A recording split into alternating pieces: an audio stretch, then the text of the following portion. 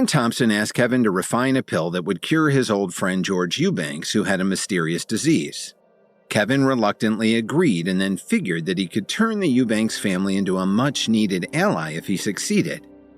On the way to the Eubanks family mansion, Herman told Kevin that his power in Chicago wouldn't carry over to Washington, D.C. As such, Kevin had to start building a foundation from scratch by nurturing powerful confidants in different areas to help him succeed with his future plans in the capital. Kevin finally began to understand the situation more clearly. Herman Thompson leaned forward and said, "Given this, the problem for you will be, how do you take the first step? Although there are a lot of powerful people here in Washington that you can approach, many of them tend to play dirty tricks behind the scenes, so you also have to be careful about who you trust. There are strict rules here in the capital, so much so that even the locals wouldn't dare to cross the line. As an outsider, more eyes will be watching your every move, so you can't break the rules either." He explained it as if he wanted to say something more but couldn't, or wouldn't. Kevin frowned when he heard this. He rarely didn't understand what other people said, but Herman's vague words left him confused. "Mr. Thompson, what exactly do you mean?" Kevin asked as he scratched his head. "You will understand things better as you go along. Besides, what's the point if I tell you everything? You have the ability to think on your own. This is the main reason why humans have been able to develop to where they are today." Herman shook his head and smiled at him. "Besides, everyone's path is different. I'm not a god, so I can't tell you everything. Even though you're still young, you can't do everything blindly according to what others say. Instead, you must walk your own path. So what if you fail in the end? At least when you think about it after so many years, you won't die with any regrets." Herman patted Kevin's shoulder with his hand like an old man who had taught his grandson earnestly. As the saying goes, listening to an old man's wisdom is better than reading for 10 years. Given this, Herman Thompson's words undoubtedly touched the deepest part of Kevin's heart. It made him fall silent and seriously think about all the things that Herman had just said. Without them noticing, time passed very quickly. When Kevin arrived at the entrance of the Eubanks family mansion, he still hadn't recovered from his shock as Herman Thompson's brief advice contained so many subtleties. After thinking about it carefully, Kevin realized that there were indeed many things that he hadn't considered, or rather, that he hadn't even thought about. "All right, kid. Don't think too much about what I said. Just focus on one thing at a time. That being said, now that we've reached our destination for today, let's get out of the car and just go there." Herman comforted Kevin one last time before he got out of the car. "There's still a long way to go, but don't get overwhelmed. Remember, you can only take one bite at a time." With that, Kevin gathered himself and got out of the car. But when he raised his head and looked at the Eubanks family mansion, he was immediately stunned by what he saw. Herman Thompson, who had taken 2 steps forward, suddenly felt that no one was following behind him. When he instinctively turned his head and looked at Kevin, he couldn't help but frown when he saw the look on Kevin's face. Although the decoration of the Eubanks family's mansion was elegant and magnificent, Herman Thompson didn't believe that Kevin would be particularly impressed by it. "What's wrong?" Herman Thompson asked with his lips slightly open. "Mr. Thompson, I have a question.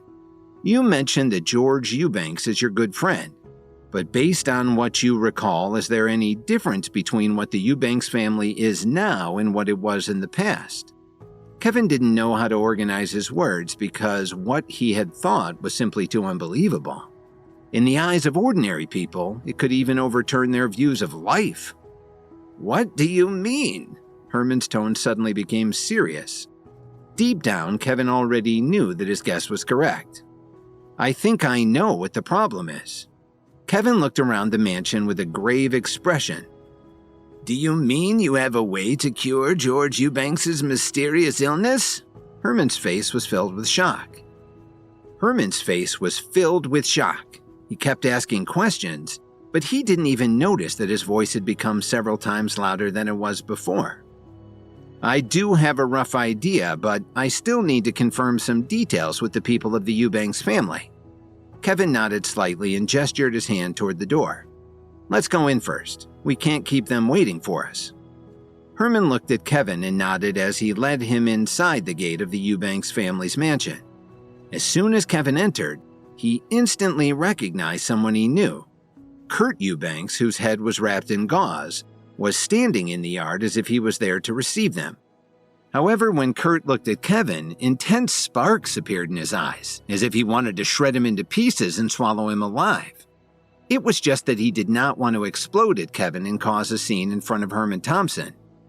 The other night, Kevin humiliated the three young men, along with the dignity of their respective families. Now, anyone who had heard about what happened at the nightclub, regardless of their social circle, would start talking about it out loud amongst themselves, unafraid of whether they were in the presence of a member of those families or not. Prior to this, Kurt Eubanks had never thought that he would become the subject of someone else's idle chatter. In fact, before the incident happened, he was the one who had always done exactly the same thing to others while gossiping about them nonstop. What Kevin didn't know was that after Kurt Eubanks left the nightclub that night, Carson Murphy had secretly met up with him to discuss how they both wanted to get their revenge on Kevin and do whatever it took to prevent his rise in D.C. Still, they were only part of the younger generation of their respective families. As such, they were far from being leaders who had the authority to make decisions on their parents' and grandparents' behalf. Given this, the resources they had at their disposal and the benefits they could offer to others were too limited. Moreover, almost none of the people they knew dared to stand up and fight Jake Morris head-on. And even if there was someone with such strength, it was most likely a powerful figure whom they couldn't just order around. At the same time, the two older men, George Eubanks and Donald Murphy, didn't want the matter to escalate further, so they did what they could to forcefully suppress their grandsons. However, the absence of any revenge plans didn't mean that Kurt Eubanks wanted to see Kevin. At night, all he could ever dream about was how to step on Kevin's chest and put him in his place. Now, the despicable enemy that appeared in his dreams was standing right in front of him.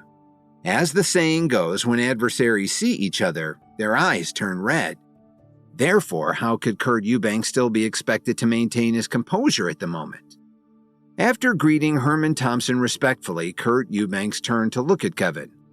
"You're really bold for showing yourself here. How dare you come to our home? Do you even know whose territory this is? Jake Morris will not be able to protect you today." "Huh. So what if this is your family's home? You're just a clown who can easily be stepped on, so what can you do to me?" Kevin retaliated fearlessly. "What did you say? Don't you think that I can find someone to throw you out of here with just one command?" Kurt's brow seemed to have a raging flame burning between them as he clenched his fist tightly and roared through gritted teeth.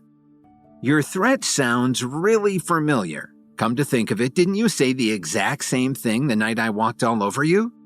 Kevin put his hands inside the pockets of his pants and had a faint smile on his face. Hearing this, Kurt Eubanks felt a wave of anger rush into his heart. It was as if Kevin not only gave him a slap across the face, but also tore open his wounds and sprinkled salt in them. "All right, young man. Let's talk about the grudges between the two of you at a later time. But today, the reason why I called Kevin here is to treat your grandfather," Herman said with a calm expression. However, he didn't speak to stop the two of them from fighting. On the contrary, he actually hoped that the younger generation would continue to fight with each other. In his mind, becoming the patriarch of a powerful family wasn't a mere birthright that one could inherit. If these young men wanted that title, they first needed to prove that they had the ability to be a worthy successor. After all, surviving in this city was like constantly sailing against a strong current. As such, if they didn't advance, they would be forced to retreat. No matter how deep their current ties were thanks to their grandfathers, the reputation of the older generation wasn't enough to sustain their family's survival in the future. This was also the reason why Herman Thompson not only separated Kyle from his son Joseph by bringing him along to D.C., but also encouraged his grandson to get close to Kevin. Only by fighting alongside Kevin could he keep improving. Mr. Thompson, what did you just say? This guy is really going to treat my grandfather? Kurt asked in disbelief. Before Herman Thompson could answer, Kurt turned around and looked at Kevin. I didn't expect this out of you. Are you really a legitimate doctor? Where did you go to medical school? You can't be serious, right? Kurt put his hands on his waist and shouted arrogantly. Even his head, which was wrapped in bandages, was raised high up in defiance. As his words became more and more confrontational, Herman Thompson's facial expression gradually turned sour. Kurt Eubanks and Carson Murphy had grown up together since they were young. If they were already in such a state, how much better or worse would the children of these two be when the time came? In other words, if the younger generation of the three families were this arrogant and difficult to deal with, then the future path of their families would be extremely difficult, and they would be in danger of being destroyed at any time. Has anyone ever told you that you look like a wild and crazy dog when you shout nonsense? Kevin's mood was not affected by what Kurt Eubanks said at all. What the hell did you just say? Kurt's eyes widened as he gave him a disdainful look. However, Kevin ignored him and turned to look at Herman Thompson. Mr. Thompson, you saw it. It's not that I don't want to save your old friend, but a certain someone here won't allow me to enter. Herman groaned and walked quickly toward Kurt Eubanks. He then raised his hand and slapped him hard on the head. Herman was usually very gentle and refined, and he was very earnest toward his descendants. However, whenever his temper flared up, how many people wouldn't be intimidated? Right before this, Kurt's head wounds were almost healed after he'd been treated, and he only needed to rest for a while to fully recover. Unfortunately for him, under the strength of Herman Thompson's slap, the wound had ruptured once again as fresh blood instantly dyed his bandage red. Serves you right for being so disrespectful. Even if your grandfather came to greet us instead of you, he wouldn't dare to stop me at the door like this. Herman lectured Kurt with a serious and angry face. By now, the loud commotion caused by this incident had attracted the attention of the people of the Eubanks family. Soon, many of their bodyguards ran over quickly. When they found Kurt Eubanks curled up on the ground and bleeding from his head, they all looked at Kevin and Herman with fierce expressions. I wonder who in the hell you two are. Why did you come here to cause trouble? A man slowly walked out of the crowd. He looked like the head of these bodyguards. Don't tell me you want to fight me. All of you get lost, Herman roared furiously, not afraid of the number of bodyguards in front of him. A fight was something that Herman never ran from. At the Eubanks family's mansion, Herman Thompson explained to Kurt Eubanks that he'd brought Kevin there to treat George Eubanks' mysterious illness. Kurt was angry that Herman had brought his enemy Kevin to his house and refused to let the two in. Herman's temper flared up and he gave Kurt a hard slap to the head, which instantly reopened his head wounds. Several of the Eubanks family's bodyguards rushed over to check on what had happened, which led to Herman angrily telling them to get lost, unless they dared to fight him. Kevin smiled when he saw the situation. He figured that Herman Thompson must have been a ruthless man when he was young, and despite his age, he was still full of anger, and his temper only seemed to get much fiercer just now. Who are you? The head of the bodyguards was obviously stunned by Herman Thompson's terrifying aura. Why do you care who I am? No matter who dares to stand in our way and stop us from entering, I will make an example out of them. Herman Thompson's aged face was filled with seriousness, and he spoke without the slightest hint that he was, in truth, joking. Sir, I will not argue with you for the sake of being an old man, but you shouldn't treat any of my fellow bodyguards like this. Now I'll tell you politely, please don't cause any further trouble here, otherwise you'd better be careful. The head of the bodyguard squeezed his hands together, creating a series of crackling sounds. Do you really dare to fight me? Herman glanced around him and suddenly took a step forward. I'm standing right here. If you're not afraid, Why don't you come closer and try to hit me?" Imagine an old man fearlessly standing in front of someone who was in the prime of his youth and trying to provoke him. Herman shouted loudly, "Come on, try me, if you have the guts." What was the head of the bodyguards going to do about that? He then took a few deep breaths, but he still couldn't suppress the anger in the depths of his heart. "Old man, I already gave you a chance to save you some embarrassment." The head of the bodyguard straightened his clothes. "Someone, kick them out of here. Hurry up. Mr. Eubanks' guest will be here soon." As soon as he finished speaking, more than a dozen men surrounded Herman Thompson and were ready to fight. But just then, a powerful pressure could suddenly be felt in the air. It was like an invisible barrier had descended from the sky and tightly surrounded everyone, causing them to panic. "Do you all have a death wish?" Kevin lowered his head slightly and slowly walked past Kurt Eubanks with a blank expression. His body was emitting a cold aura, and the powerful pressure was coming from him. If you don't care about your own life, why don't you take another step forward? Even though he was worried about the grievances he had suffered these past few days, he couldn't stand idly by any longer. Now that this man had provoked him, he had an excuse to vent his anger at the rest of these bodyguards. "You? What are you planning to do? I'm not afraid to tell you that this is the Eubanks family's mansion. Don't you know where you are?" The tone of the lead man's voice changed drastically as he subconsciously took 2 steps back while struggling to catch his breath. To be the leader of the bodyguards for the Eubanks family, he must be someone with some ability and experience.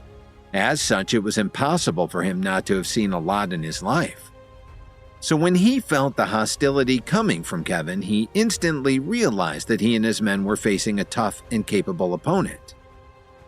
To be honest, I've been worrying about not being able to vent my anger these past few days. So I have to thank you for giving me this opportunity to do so. Before I forget, there's something I want to tell you guys. Later, when I've put you all on the ground, it's better if you don't try to hold on for as long as possible. If you know what's good for you, just stay down." Kevin's expression remained indifferent. As he swept his gaze across these bodyguards, it was as if he was already looking at a group of dead men. When Kevin made his statement, everyone was shocked. According to common sense, with the guard so heavily outnumbering him, they shouldn't be afraid of one man. But sometimes it was clear that having more people wouldn't assume anyone of a victory. Kevin's aura became colder and colder. A few minutes later, he couldn't wait any longer. In the face of more than a dozen people, Kevin had chosen to attack first. He quickly jumped into the crowd of bodyguards and grabbed someone's hair to pull his head down. At the same time, he drove his knee up toward it. Upon impact, the person let out a muffled groan as blood spurted out from his mouth and nose. He then fell limply to the ground, unable to move from the pain. While there was a rule that experts like him could not use their power base against ordinary people, there was no rule against him fighting them without it. Besides, how many of these hands were clean if a big family like the Eubanks family could stay in power all these years? Kevin knew that these bodyguards were far from innocent people. Still, although he didn't use his power base on them, how could the physical body of an expert like him be compared to these people? While they were much stronger than the average person and might even have the ability to fight against a new expert, they were now facing Kevin Williams.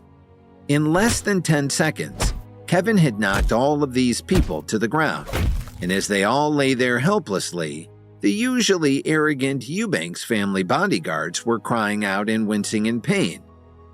"You are their leader. It might be more fun to fight with you," Kevin sneered as he walked slowly toward the head of the bodyguards. "You, don't come any closer." The man's face was filled with fear. His eyes would never forget the scene just now.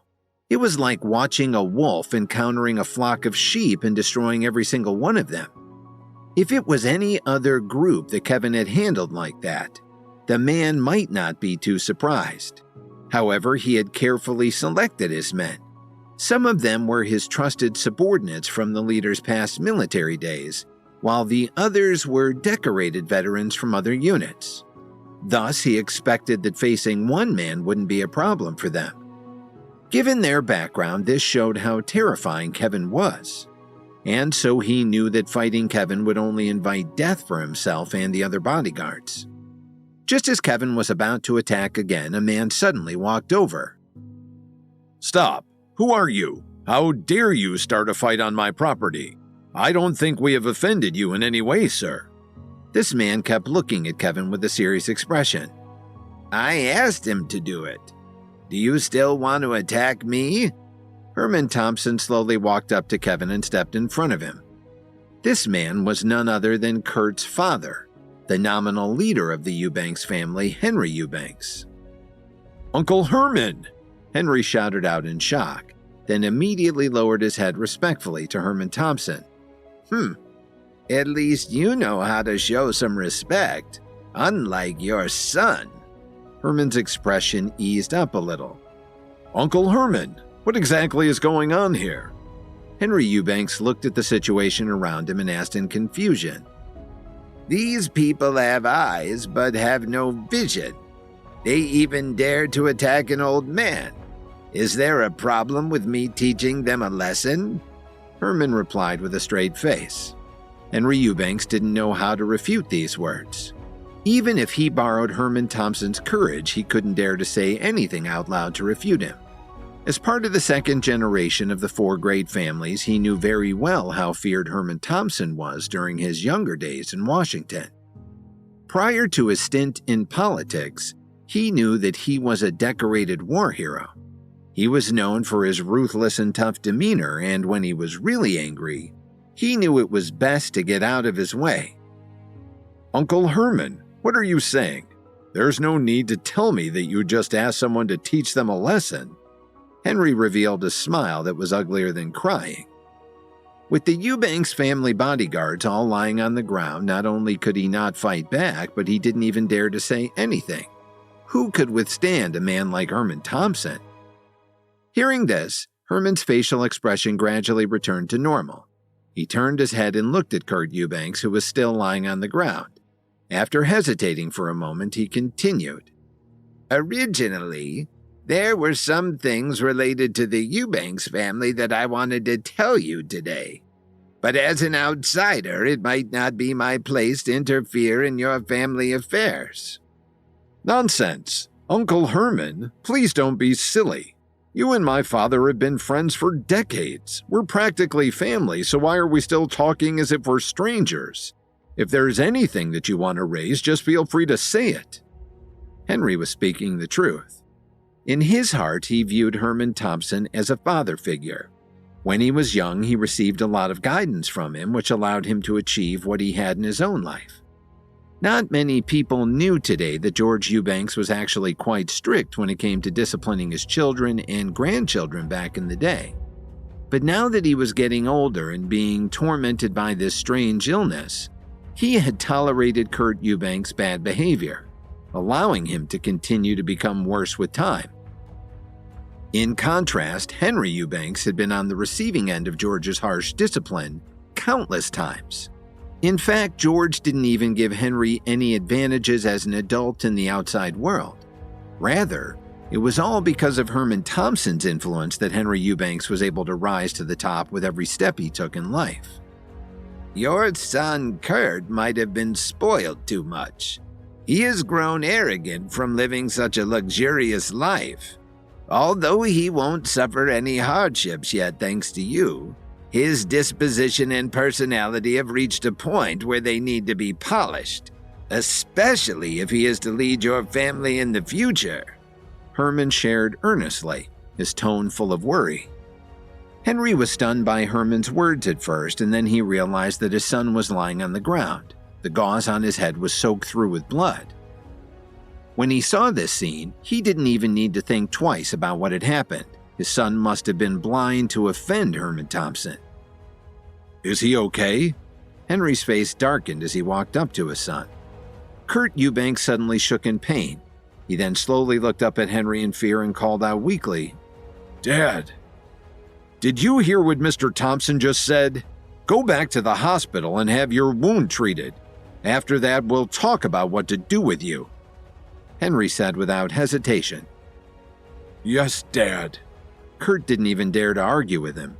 He could only leave the yard with his head lowered and his face covered in dust.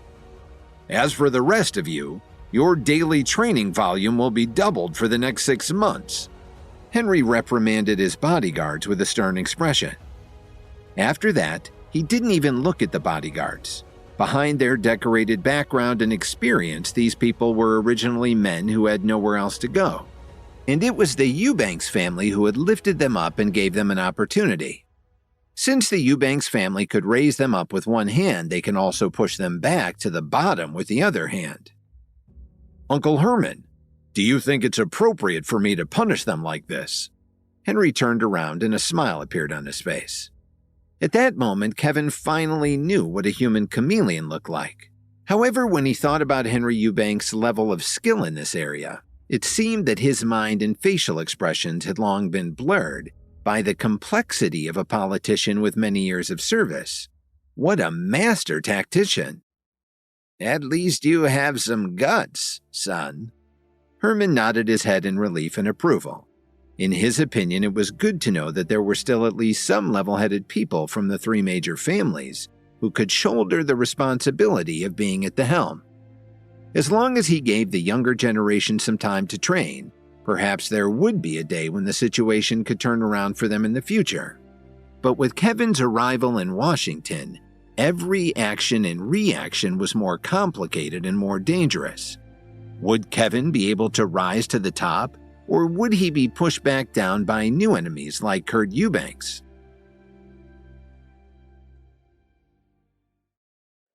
After handily defeating several of the Eubanks family's bodyguards, Kevin was about to fight their leader when Kurt Eubanks' father, Henry, showed up at the scene.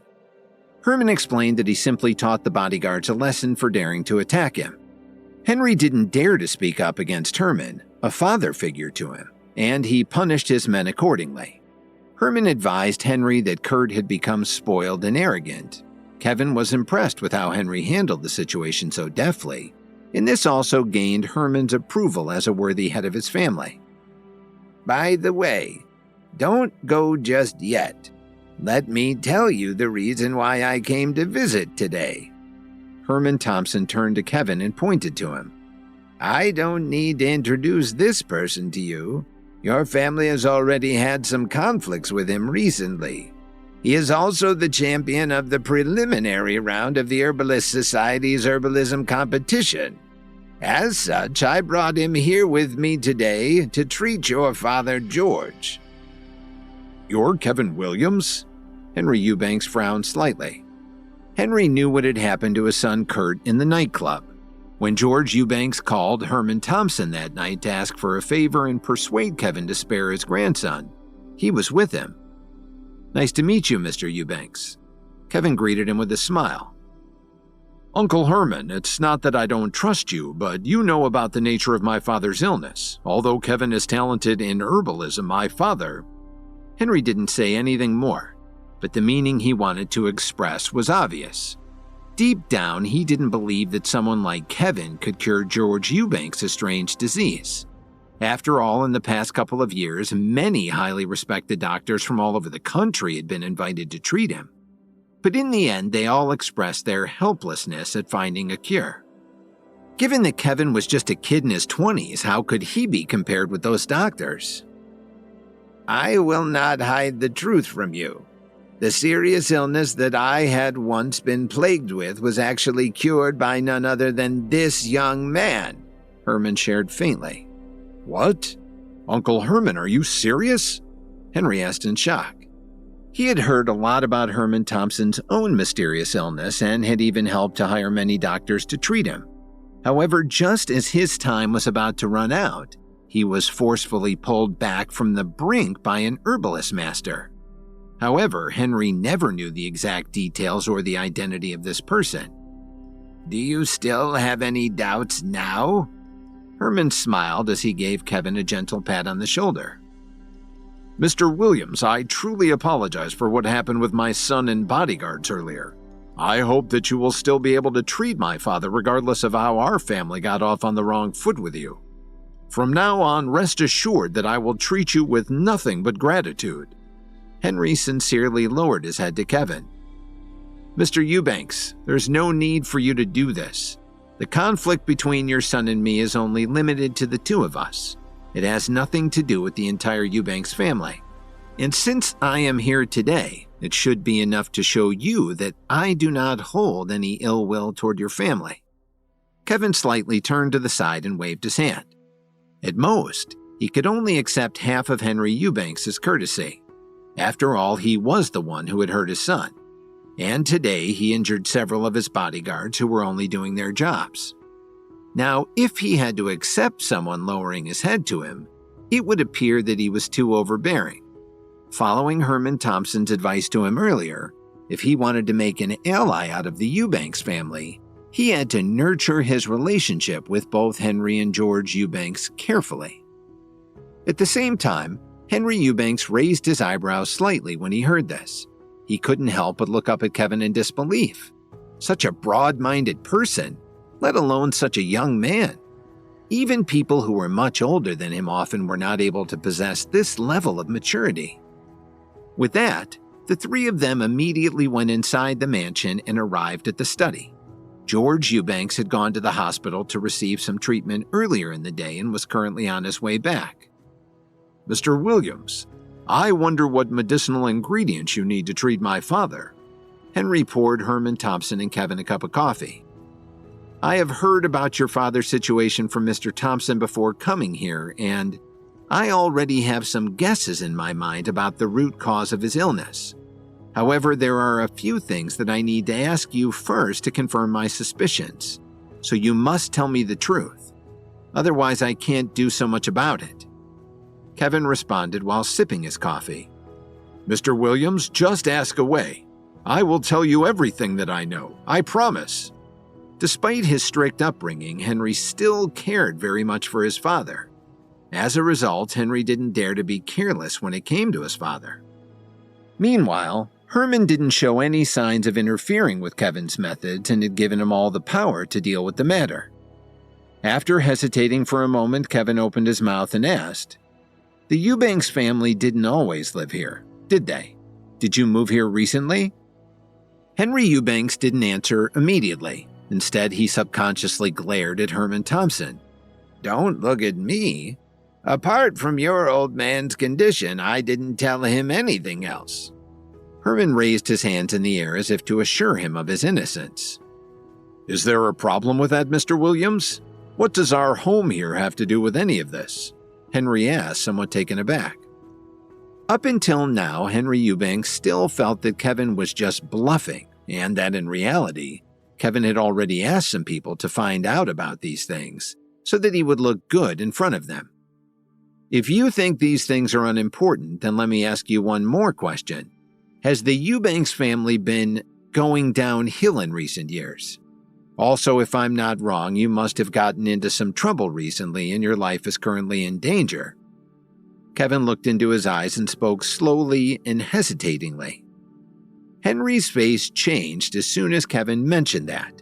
He immediately stood up from his chair as if his butt was on fire, then asked him with an ugly expression, "How do you know that?"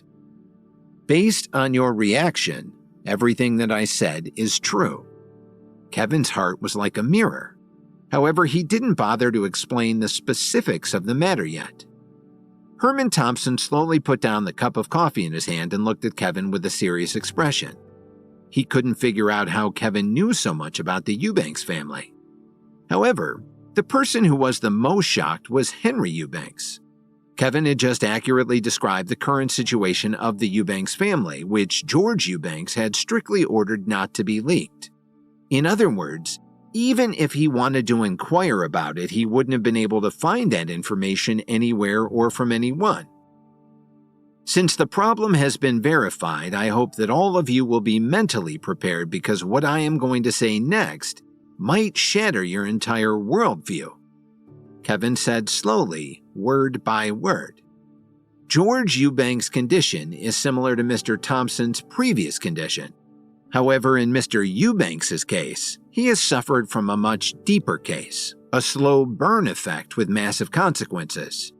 This plan had been set in motion since your move here, and the people who plotted against your family are aiming to get rid of not just him, but every single family member down to his children and grandchildren.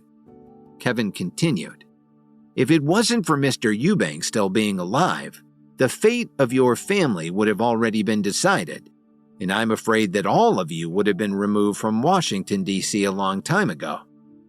Fortunately, his body has been strong enough that he hasn't been exhausted to the point of death in just a few years. And his prestige and resources have been high enough to sustain your family throughout your current struggles. So there is still an opportunity for your family to make a comeback. Since Herman Thompson and Henry Eubanks were both people with high authority, they had seen all kinds of things and encountered many types of people. However, despite their best efforts to comprehend Kevin's words, they still did not have any idea what he was talking about. Kevin, Mr. Williams, can you make things any clearer for us? What exactly happened to my father? And what is wrong with this house?" For some reason, Henry felt a chill running down his spine, and he couldn't help but shiver. It's very simple. The Eubanks family has been schemed against for years. Furthermore, your opponent is definitely someone who is powerful and ruthless. There aren't many flaws that can be found in the intricacies of his plan. As such, even those with rich experience in this field would find it very difficult to find the root cause of all your misfortune. Kevin seemed to be talking to himself. Henry Eubanks scratched his head when he heard that.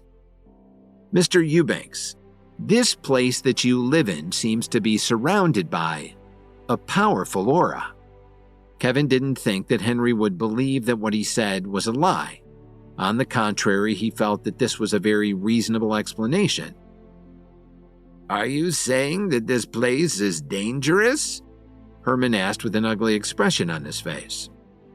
Kevin nodded slightly. Looking at Henry Eubanks' face full of question marks, he sighed and began to explain. "It seems that your father's decades of service have earned him a hidden enemy. Although I don't know why your family moved here, it's not suitable for you to continue to live." "Mr. Williams!" Henry stopped him and interrupted. "Actually, there is one more thing that you might not know. When the Eubanks family first moved here, there was actually a period of time when our luck was quite good." "Do you want to know why?" Kevin did not get angry at this. He explained. "The land itself isn't bad luck, not by any means. It's just that someone with a very high power base has enveloped it with a spiritual energy barrier." Henry Eubanks slightly lowered his head and did not talk anymore. As an ordinary person, he had heard about powerful experts and organizations existing not just in D.C., but across the entire country. However, despite coming from a wealthy and prestigious family, he had never really engaged directly with any of the great powers. Instead, he had chosen to follow in his father's footsteps and walk the path of politics. As a result, it was impossible for him to explore that whole other world beyond just having a bird's-eye view. As such, given his lack of understanding about the matter, Kevin's words still sounded a bit too difficult to believe. "You don't have to rack your brain much to think about it at the moment. I only really understood it not too long ago." Kevin thought for a few seconds and asked, "May I ask, how much time you think your father has left to live?" Henry had long tried not to think about his father's death, but Kevin now made him realize that the death might not be inevitable. Henry Eubanks was skeptical about Kevin's ability to treat his father's illness, but when Kevin brought up the Eubanks family's recent misfortune and trouble since moving to their current mansion, Henry was shocked that Kevin knew these secrets. Putting it all together, Kevin explained that the root cause of everything was a hidden enemy who had schemed against their family for years by surrounding their mansion with a barrier of spiritual energy. It's a hard thing to accept, but every human will inevitably face death when the time comes, and even though their average lifespans were a bit longer compared to ordinary people, Powerful experts like Kevin weren't exempt from Father Time either. As everyone's final destination, death could be said to be the great equalizer as well. So for people like Herman Thompson and George Eubanks, who had stood far above others as esteemed figures for most of their lives, no matter how great the storms they had experienced or how much wealth and glory they had enjoyed throughout the years, they would still eventually turn into a pile of dust just like those who had lived their lives on the bottom rung of society. That being said, George Eubanks was already quite old, and he didn't have much time left. However, Henry Eubanks and the rest of the people of their family were reluctant to part with him any sooner than they had to, and if there was a way to alter the course of nature, they would be eager to try it. After all, the fact that their family was able to achieve what they had up to this point was all thanks to George Eubanks. Just like Herman Thompson's position in the Thompson family, George Eubanks had served as the mighty pillar of the Eubanks family for many years. As long as he was alive, their family would be as stable as a mountain. Perhaps George Eubanks also thought that he didn't have long to live, so he had begun handing over the various responsibilities and extensive resources in his hands to Henry one after another. Given this, he wanted to see his son climb as high as possible in his lifetime and ensure that the Eubanks family would continue to be well positioned for decades to come in the future. My father doesn't have a lot of time left. In fact, he has already chosen to be buried at the cemetery outside the city where many of our relatives are buried, Henry Eubanks acknowledged with some difficulty. That makes sense. Kevin nodded his head slightly and seemed like he wanted to say something more. Do you have anything else to say, Mr. Williams? Henry asked with some worry. Of course I do.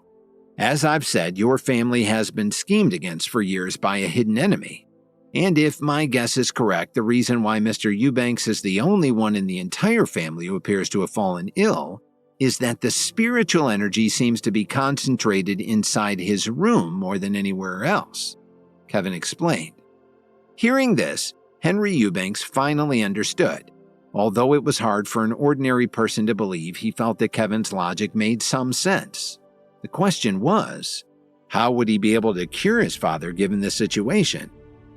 Just as the three of them were talking, George Eubanks walked into the room.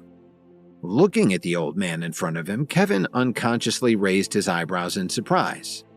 It was true that George Eubanks was old, but he still walked with vigorous steps.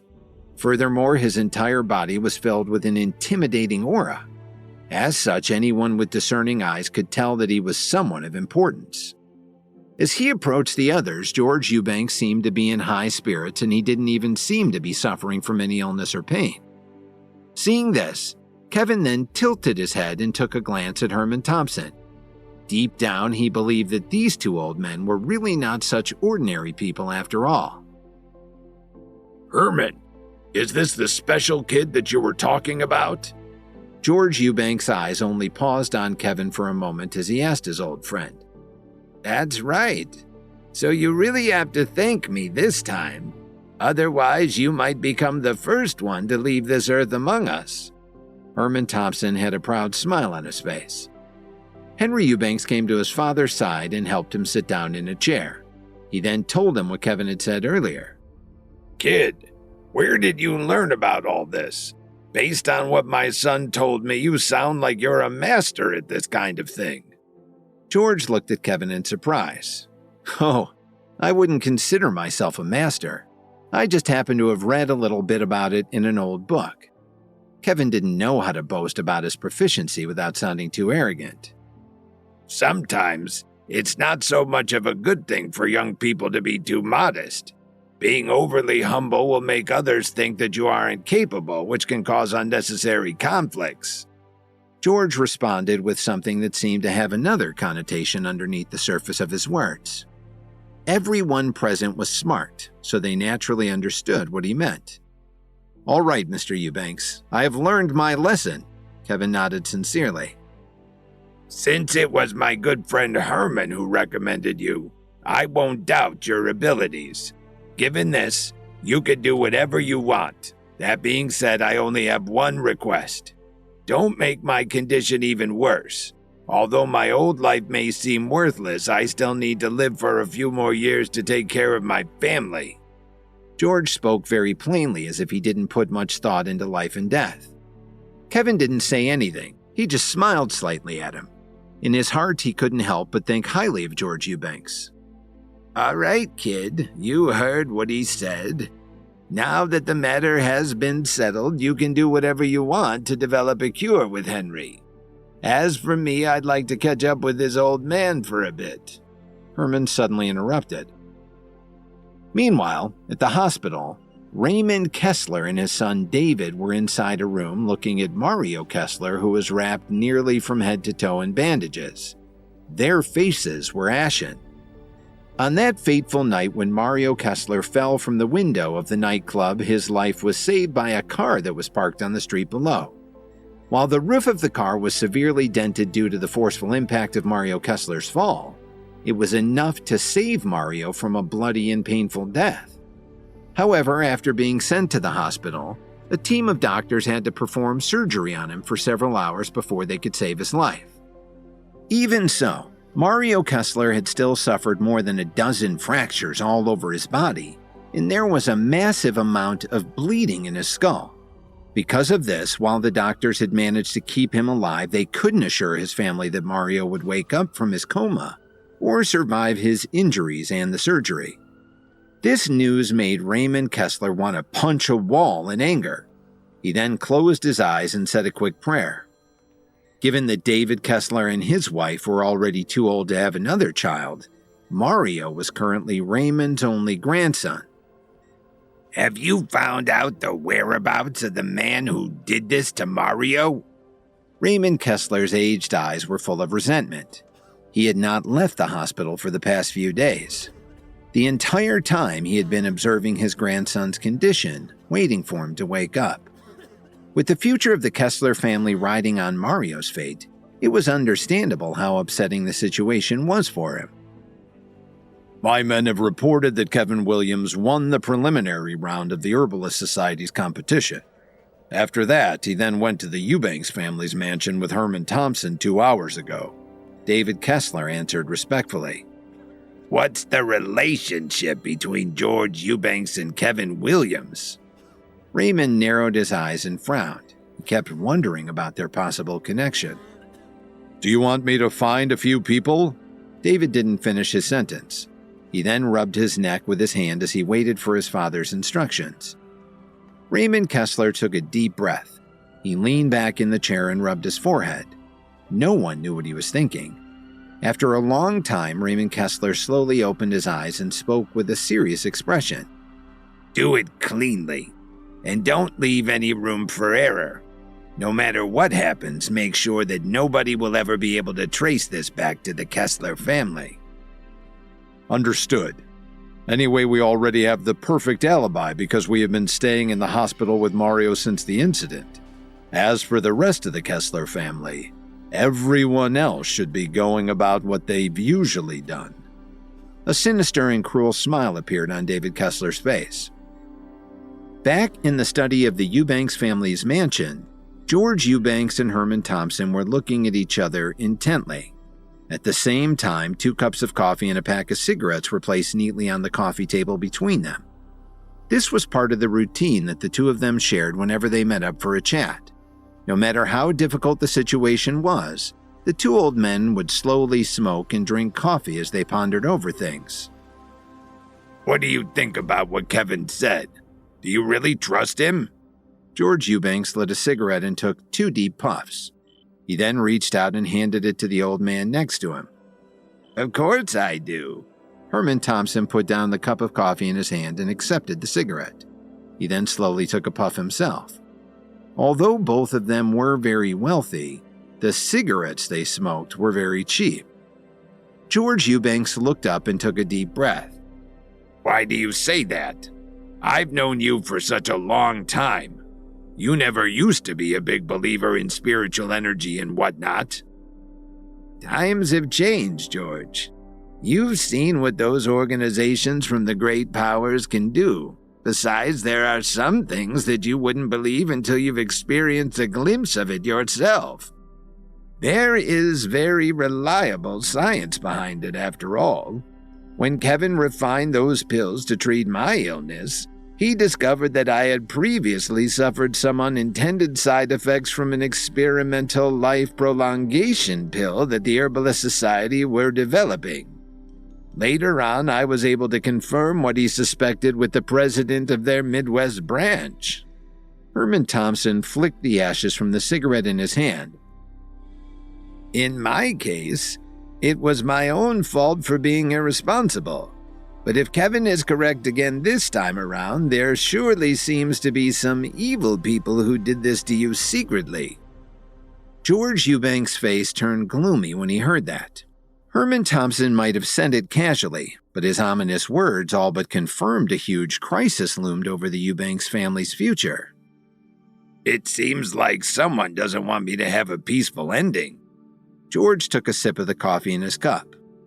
While Herman Thompson's previous condition was a mere accident, what happened to George Eubanks was a deliberate scheme from a hidden enemy which made his situation infinitely more troubling.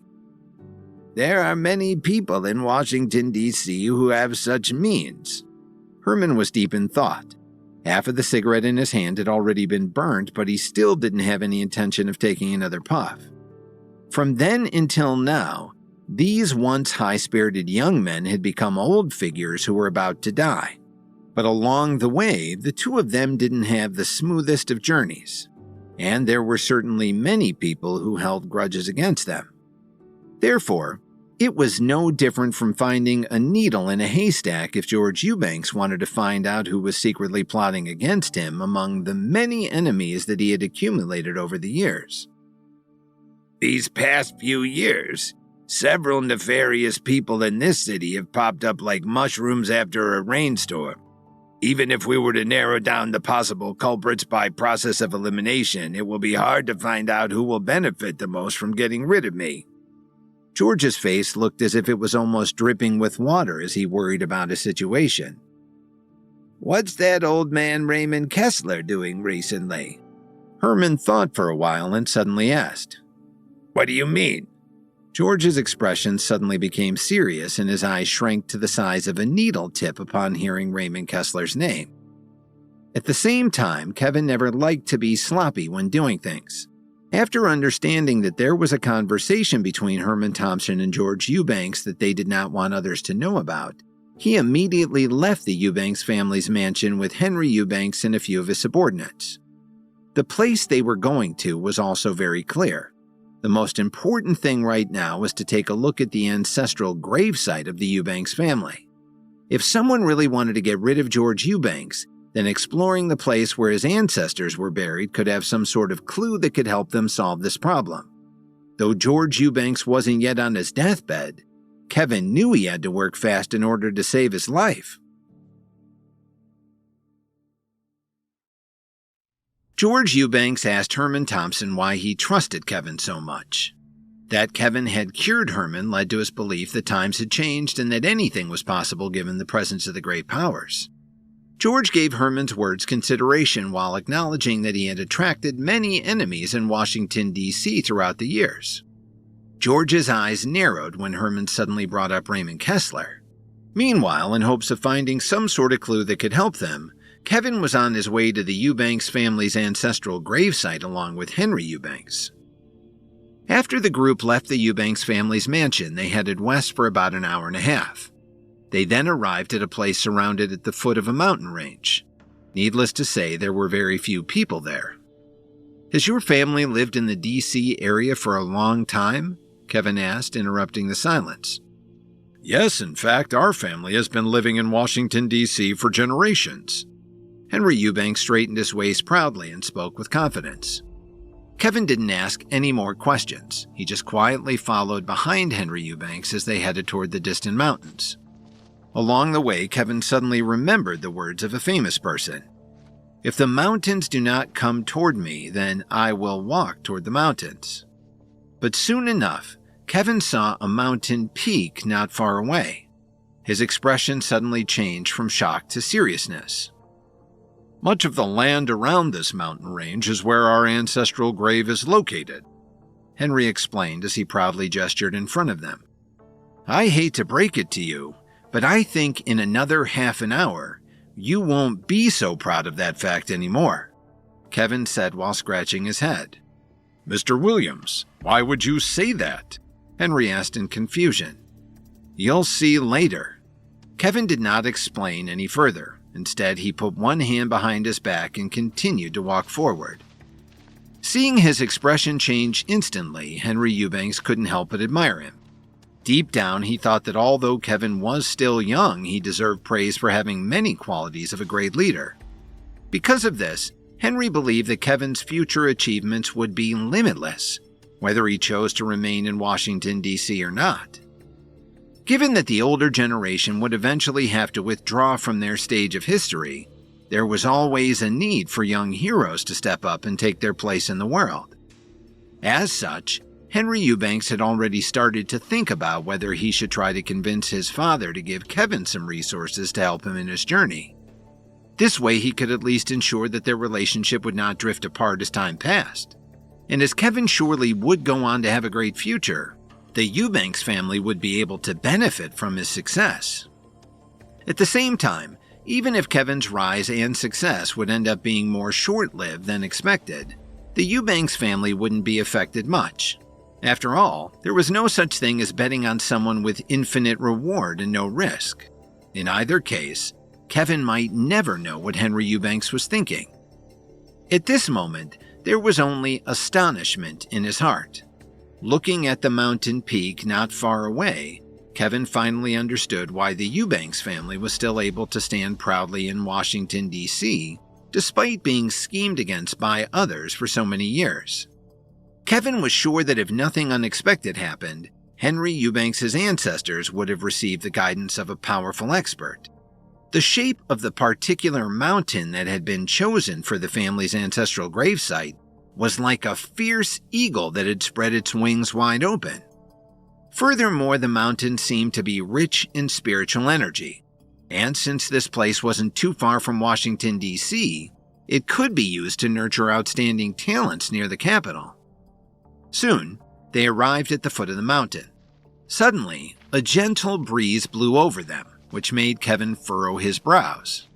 Just then, Henry Eubanks, who had been smiling happily just a few moments ago, stopped in his tracks.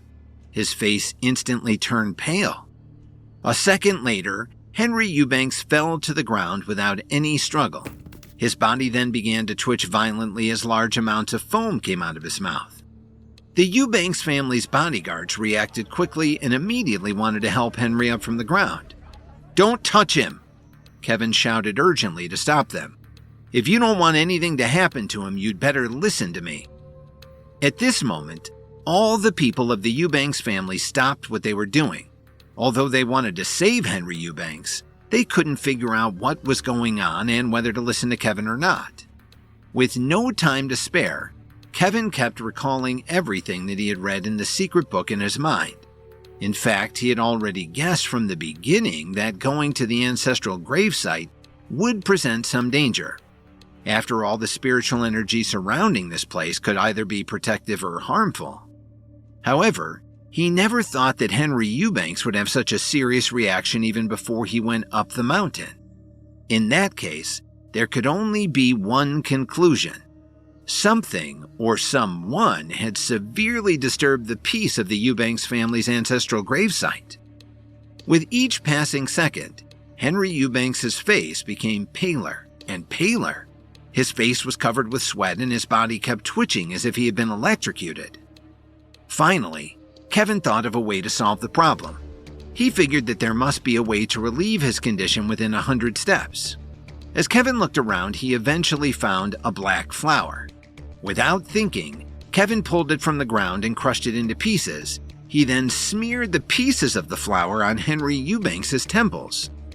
Sure enough, after less than a minute, Henry was relieved of his condition. While his lips were still very pale, he managed to stand up weakly and wipe the foam off his face. "What happened to me just now?" Henry asked in confusion. Earlier, he only felt his head buzzing slightly when all of a sudden, his vision went black and he couldn't control his body anymore. You don't need to know, but for your safety, I suggest that you stay here. It's better if you just let your people bring me up the mountain while you just wait for us to get back," Kevin advised firmly. "No, since I've already recovered, how could I go back down now?" Henry firmly refused. "All right, but you must be more careful moving forward. Once you feel any discomfort, you must immediately go back down the mountain as soon as possible. Otherwise, I may not be able to guarantee your safety next time," Kevin warned him truthfully. After all, having only read about it in the secret book, he wasn't really experienced in dealing with such matters. So if something happened to Henry Eubanks or the others in this place, he didn't want to be held accountable. "Don't worry, Mr. Williams. I appreciate your good intentions." After saying this, Henry Eubanks quickly proceeded to walk up the mountain. The path up the mountain was filled with weeds. Fortunately, the bodyguards from the Eubanks family had brought knives with them and quickly cleared all the obstacles in front of Kevin and Henry. When they were halfway up the mountain, they saw a stone tower that was more than 15 feet tall. "Why did your family build this stone tower here?" Kevin asked in confusion. "Is there a problem?" Henry asked and then explained. "A few years ago, a consultant approached us and advised that if we built a stone tower here, we would be able to better protect our ancestral gravesite from wild animals. In doing so, we would create a quiet place for all the dearly departed members of the Eubanks family to rest in peace." Henry added, "My father also has stone statues in his room and all over our mansion to protect our family from harm." "What the hell? You've got it all wrong." Kevin adamantly shook his head a few times and he couldn't help but let out a huge sigh. "Do you realize how much you have been tricked by that so-called consultant? Your family's ancestors already had good foresight in choosing a peaceful final resting place. However, the stone tower that you built contains strong spiritual energy. Similarly, I suspect that those stone statues that you speak of in your home are what's causing all your problems back in DC." Kevin's voice was getting louder and louder in outrage. If Mr. Eubanks wasn't such a prestigious figure with such deep pockets, the Eubanks family would have already starved to death long ago. Do you know that? "It can't be. That consultant had no reason to hold a grudge against the Eubanks family. Why would he want to harm our family?" Henry asked in disbelief. However, aware that he was much weaker compared to Kevin, he didn't argue with him any further. "You do realize that man was a complete stranger who had nothing to do with the Eubanks family. Let me ask you, why would he offer to help your family out of the blue? Moreover, why did your family trust him so quickly when everyone in DC clearly has an agenda these days?" Kevin crossed his arms in front of his chest and asked pointedly. Henry suddenly didn't know how to answer. "What are you still thinking about? Call someone to tear down this tower immediately." Kevin was not in a good mood. "Do you really want to see the Eubanks family fall into further decline?" "I'll call someone right away." Henry quickly took out his phone. Kevin turned around and walked to the mountainside. Just as he was about to reach the ancestral gravesite, he saw another deep channel. This made him so angry that he almost cursed at Henry Eubanks. "You can't be serious, right? What on earth is going on here?" Kevin's breathing started to get heavier. "It was also the consultant's suggestion. He said that building a ditch would also help keep away wild animals from—" Henry swallowed and didn't finish his answer. Henry was realizing he and his entire family had been foolish to put so much trust in an outsider. Kevin gritted his teeth, unsure whether to laugh or cry at this. "I really can't help but praise that man for fooling your family this easily. I'm sure it turned out way better than he had expected," Kevin explained slowly. "By creating a ditch with nowhere to go, do you want your ancestors' remains to drown when it overflows during a storm?" Hearing these words, Henry Eubanks' face suddenly turned red. He used his hand to cover his face. As tears instantly flowed out of his eyes, he took a few steps back and knelt weakly on the ground. "All of our recent misfortune. It's all our fault. How could we have let our ancestors down and put my father in danger?" Henry cried out to the heavens as if he was trying to call out his ancestors to profusely apologize to them. Meanwhile, Henry Eubanks' bodyguards who were standing beside him were at a loss as to what to do. At the same time, Kevin couldn't completely ignore Henry's feelings of guilt. After all, even the most powerful people in the country can be tricked by a charismatic man, especially when that man presents himself under the guise of having good intentions and a desire to help. Moreover, ordinary people wouldn't have known the difference between the cold air and the presence of evil spiritual energy surrounding them. About half an hour later, Henry Eubanks finally came back to his senses. "Mr. Williams, please save the Eubanks family," Henry begged Kevin with all of his might. Sometimes, well-meaning people like to do things that would only come back to haunt them later on. For the Eubanks family, that day had arrived, as Henry Eubanks finally realized that what his family had done was actually quite foolish. Given this, Henry chose not to tell Kevin the fact that when they met the consultant, the man told them righteously that as long as the Eubanks family did as he said, they would surely have good fortune in the future. That this was the exact opposite of the case, and yet was the man's plan, made Henry feel shame for himself and his entire family. But he also now held out hope that Kevin could correct the curse that the family had brought upon itself.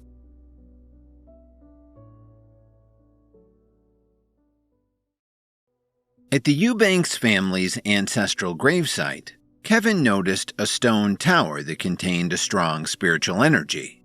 When Henry Eubanks explained that a consultant told them to build one for protection, and revealed that stone statues were also placed in and around their mansion, Kevin pointed out that they had been tricked and confirmed the root cause of their problems. As Kevin wondered why the Eubanks family would trust a complete stranger in the first place, Henry kept to himself how the consultant had also guaranteed them even higher status for following his advice.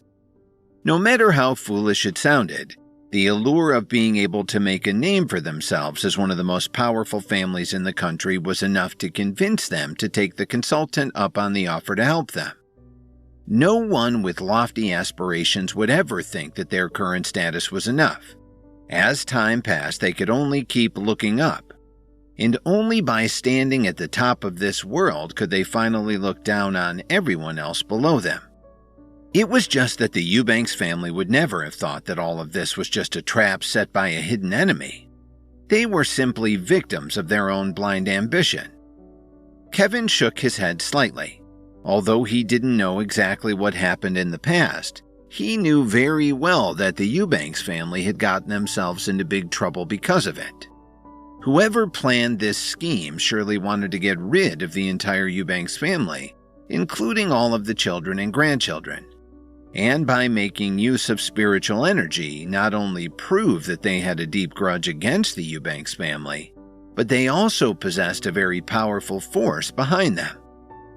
In the past, this had always been the case when it came to fights between wealthy families. The victors would gain lots of money and they would be able to rise to fame and glory. On the other hand, the losers would be eaten alive and either forgotten as a footnote in history or remembered as a cautionary tale from one generation to the next. Given that this conflict didn't concern him in the first place, Kevin initially had no desire to get involved in the matter. Besides, he still had a lot of other more important things that he had to settle. And if helping the Eubanks family would only create more complications for him, it would only make his future path in Washington an even more narrow one to walk. However, he had promised Herman Thompson that he would do his best to cure George Eubanks' illness. As such, how could he stand idly by when faced with such a situation? After all, this matter wasn't only about saving the life of one man, but an entire family. "Get up!" After quickly weighing the pros and cons in his mind, Kevin extended his hand towards Henry Eubanks to help him up from the ground. "You can rest assured that I will not stand idly by given the situation, but I must explain something to you in advance. I can't necessarily guarantee that I'll be able to eliminate all of your family's problems. I can only promise that I will do my best to help." "Mr. Williams, Since you've already found out the root cause of our family's problems, I believe you have a way to solve it." Henry didn't want to give up any hope as he slowly wiped away the tears from his face. Given that Henry Eubanks was the head of a powerful family, it was quite a pity for his subordinates to see him like this, begging in front of Kevin for the future of his family. "Find a few people to fill in this ditch immediately. Also inform your family members to tear down all the stone statues in your home," Kevin instructed as he tried to recall what else was written in the secret book. "If you want to solve all of your family's problems, you have to find the purple gold eagle and draw some of its blood to get rid of all the evil spiritual energy that has been accumulated in this place for the past few years." "Mr. Williams, where can we find a purple gold eagle?" Henry couldn't help but interrupt Kevin and ask. A few lines appeared on Kevin's forehead. Now that he had thought about it more carefully, Henry Eubanks' question made sense. Even though an expert like Kevin had encountered many different kinds of eagles, even he had never seen a purple gold eagle with his own eyes. Perhaps this kind of rare creature was already extinct, especially since the secret book was written many ages ago. "If we really can't find the purple gold eagle, then the blood of an artificially bred golden savage snake can also be used. However, the snake needs to be at least 50 years old." Kevin felt lucky in his heart. Fortunately, the secret book had clearly recorded some alternatives. Otherwise, where would he have to go to find the legendary purple gold eagle for the Eubanks family? "No problem. There is an artificial breeding lab under our family's control." Henry wiped the sweat off his forehead in relief. The purple gold eagle that Kevin mentioned earlier had indeed shocked him. Not knowing where to find one or if it even still existed, the Eubanks family might as well go back home to prepare their coffins and wait for death if that was the only solution. With this, the people of the Eubanks family moved very quickly. In less than 3 hours, they had already prepared everything.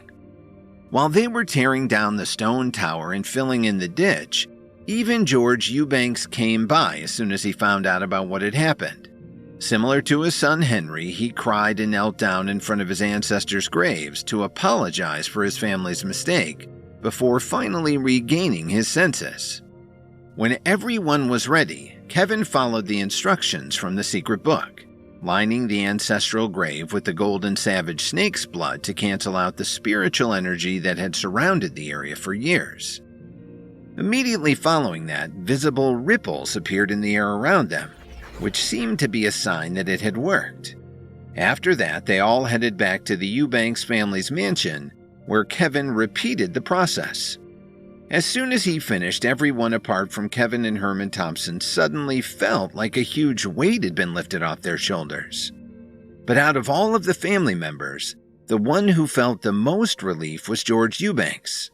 At this moment, he seemed to look at least a dozen years younger, and his aged body felt lighter and livelier than it had in years. In order to be sure that George was clear of all the side effects of his mysterious illness, Kevin also gave him a medicinal pill to consume, which he gladly accepted. Later that night, the Eubanks family's mansion was brightly lit, as more than 20 tables were placed in the yard. A large group of people were gathered, drinking wine and celebrating the end of their misfortunes with huge smiles on their faces. Every so often, people from the Eubanks family took turns to toast Kevin as a sign of their gratitude. They then drank merrily until the middle of the night before the party finally wound down. The next day, Kevin returned to Herbalist City thanks to transportation arrangements made by the Eubanks family. After all, the competition held by the Herbalist Society hadn't ended yet. "Your room is next door to Villa Number 4. I still have things to deal with, so I don't have time to lead the way for you, but it should be pretty easy to find, so you can go there yourself." The person in charge of room arrangements was busy sorting out the documents in his hands and spoke arrogantly to Kevin without even raising his head. "All right." Kevin slightly shrugged his shoulders. Anyway, as long as he knew where he was going to stay, he didn't need someone to escort him to his room. However, when Kevin finally found his room, he was dumbfounded. With a short fence separating the two next to the magnificent Villa Number 4 was what looked like a crude and ugly little shed. When Kevin walked inside, he was greeted by a strong and unpleasant smell. He couldn't help but suspect that this place was a storage room that had been temporarily cleared out to accommodate him. Fortunately, there was a table, chairs, a bathroom, and a bed. Although it was small, it was fully equipped with all of the essential amenities. Meanwhile, in a room inside the Herbalist Society's main building, the commissioner was looking at his computer screen with his arms crossed in front of him. Just then, the old man in blue hurriedly walked in from the outside with a thick stack of reports in his hands. Based on the information that we've gathered, Kevin seems to have a close relationship with the Radiants, a major power that has risen all over the Midwest recently. Moreover, from the first time he came into the Herbalist Society's line of sight until now, he has refined a total of at least 8 different kinds of pills, and if our guess is correct, he should still have a lot of other pill formulas in his hands. The old man in blue placed the papers in his hands on the table as he spoke. The commissioner lightly nodded his head. Have you already passed down the orders? The old man in blue was slightly stunned when he heard that. Speaking of, there's something else that's a little strange with that kid. What do you mean? The commissioner's hand, which was holding the report, suddenly trembled in the air. Yesterday, after Kevin won the preliminary round, instead of showing off, he just walked aimlessly around Herbalist City for a while. After that, he was taken away in a car by someone and went to the Eubanks family's mansion.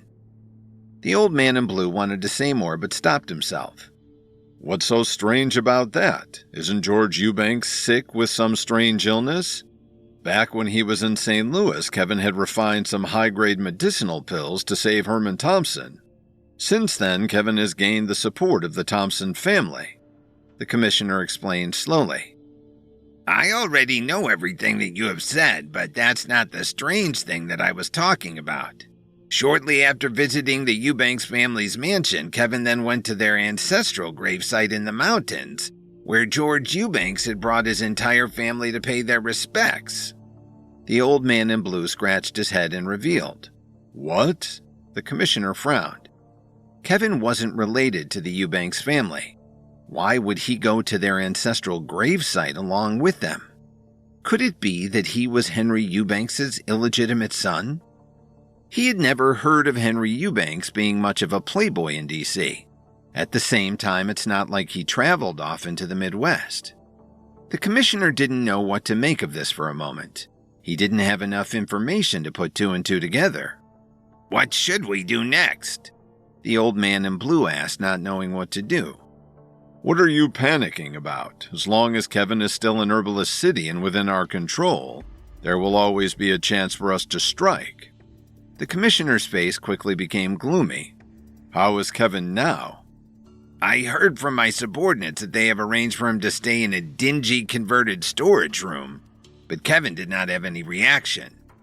The old man in blue told him truthfully. Ask someone to give him a memorable experience during his time in Herbalist City. A cold smile emerged on the commissioner's face as he said this. Although Kevin didn't often drink, he still had the strong smell of sweat and wine in his nose after spending a long night celebrating with the Eubanks family the previous night. Kevin urgently wanted to take a shower. In the middle of his shower, something unexpected happened. Just as he was about to rinse off the body wash from his body, the water suddenly stopped flowing out of the shower head. What the hell? Kevin scratched his head and was dumbfounded. Oh, come on. Are you kidding me right now? Can't you just give me 5 more minutes to rinse it all off? Kevin slapped the shower head with all his might, but not a single drop of water came out. What was going on? Just as Kevin was at a loss for what to do, he heard someone singing next door. Kevin used a towel to wipe the soap away from his eyes with great effort. Looking out the window, he realized that his bathroom was adjacent to the one in the villa next door, where there were 2 pipes right next to each other. Suddenly, Kevin's face revealed a mischievous smile. Kevin put a towel around his waist, leaned out the window, and looked around. Seeing that the coast was clear, he quickly started fiddling with the faucets. Kevin was reminded of that old saying, "Where there's a will, there's a way." And Kevin's will was that he desperately wanted a hot shower.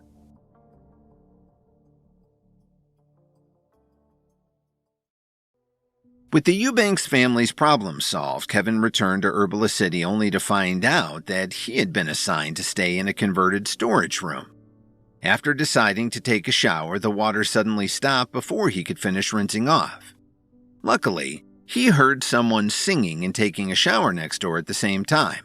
He then leaned out the window and began fiddling with the faucets for the pipes in the villa. Soon, the water on Kevin's side started again, allowing him to continue his shower. On the other hand, a shriek could be heard from next door. What the hell? What's going on? Why did the water suddenly stop? The person in the villa next door was none other than Mason Zimmerman, who previously had a contentious exchange with Kevin during the competition's preliminary round. Given this, the fire in Mason Zimmerman's heart burned with rage as he slapped the shower head out of frustration. However, because of the wet floor, he ended up losing his balance and fell hard. Sometimes, when people are really unlucky, life tends to have a funny way of adding insult to injury. In this case, before Mason Zimmerman could get back up, the shower head that he had hit suddenly fell down and hit him in the face. What the hell? Mason couldn't help but curse at his bad luck as he got up in pain. Upon doing so, he looked out the window and happened to notice that the pipes outside his bathroom window had an odd configuration. The faucet that was leading to the pipe coming into his bathroom had been shut off, and the one leading to the bathroom next door had been turned on. Damn it! Who would dare to steal my water around here? Mason was in a bad mood. He quickly wiped as much foam off his body as he could with a towel. Ignoring the sticky feeling that remained all over him, he then put on his clothes and hastily opened his villa's door. When he arrived at the crude storage room next to his villa, Kevin had just finished taking a shower and now he heard someone violently knocking on his door. The sudden disturbance caught Kevin off guard. Why would anyone be knocking on his door so hard? Who is it? If you break that door, you'll have to pay for it. Kevin called back as he walked up to the door in annoyance. However, it was too late as the fragile door cracked down the center after being forcefully kicked from the outside. What the hell? Kevin took 2 steps backward subconsciously, staring at the man in front of him. What's wrong with you? You just broke the door. You still have the audacity to say what's wrong with me? Kevin, you are really bold. How dare you steal my water? You've completely interrupted my entire morning. Mason clenched his fists in anger. Mason, calm down. I wasn't stealing anything. I just borrowed it. If you're in such a hurry, I'll show you how to switch it back, Kevin said as he tried to ease the tension. Seeing that Mason had been the one next door, he now knew that he was at a disadvantage in the situation, especially since the Herbalist Society had started to be unfriendly to him.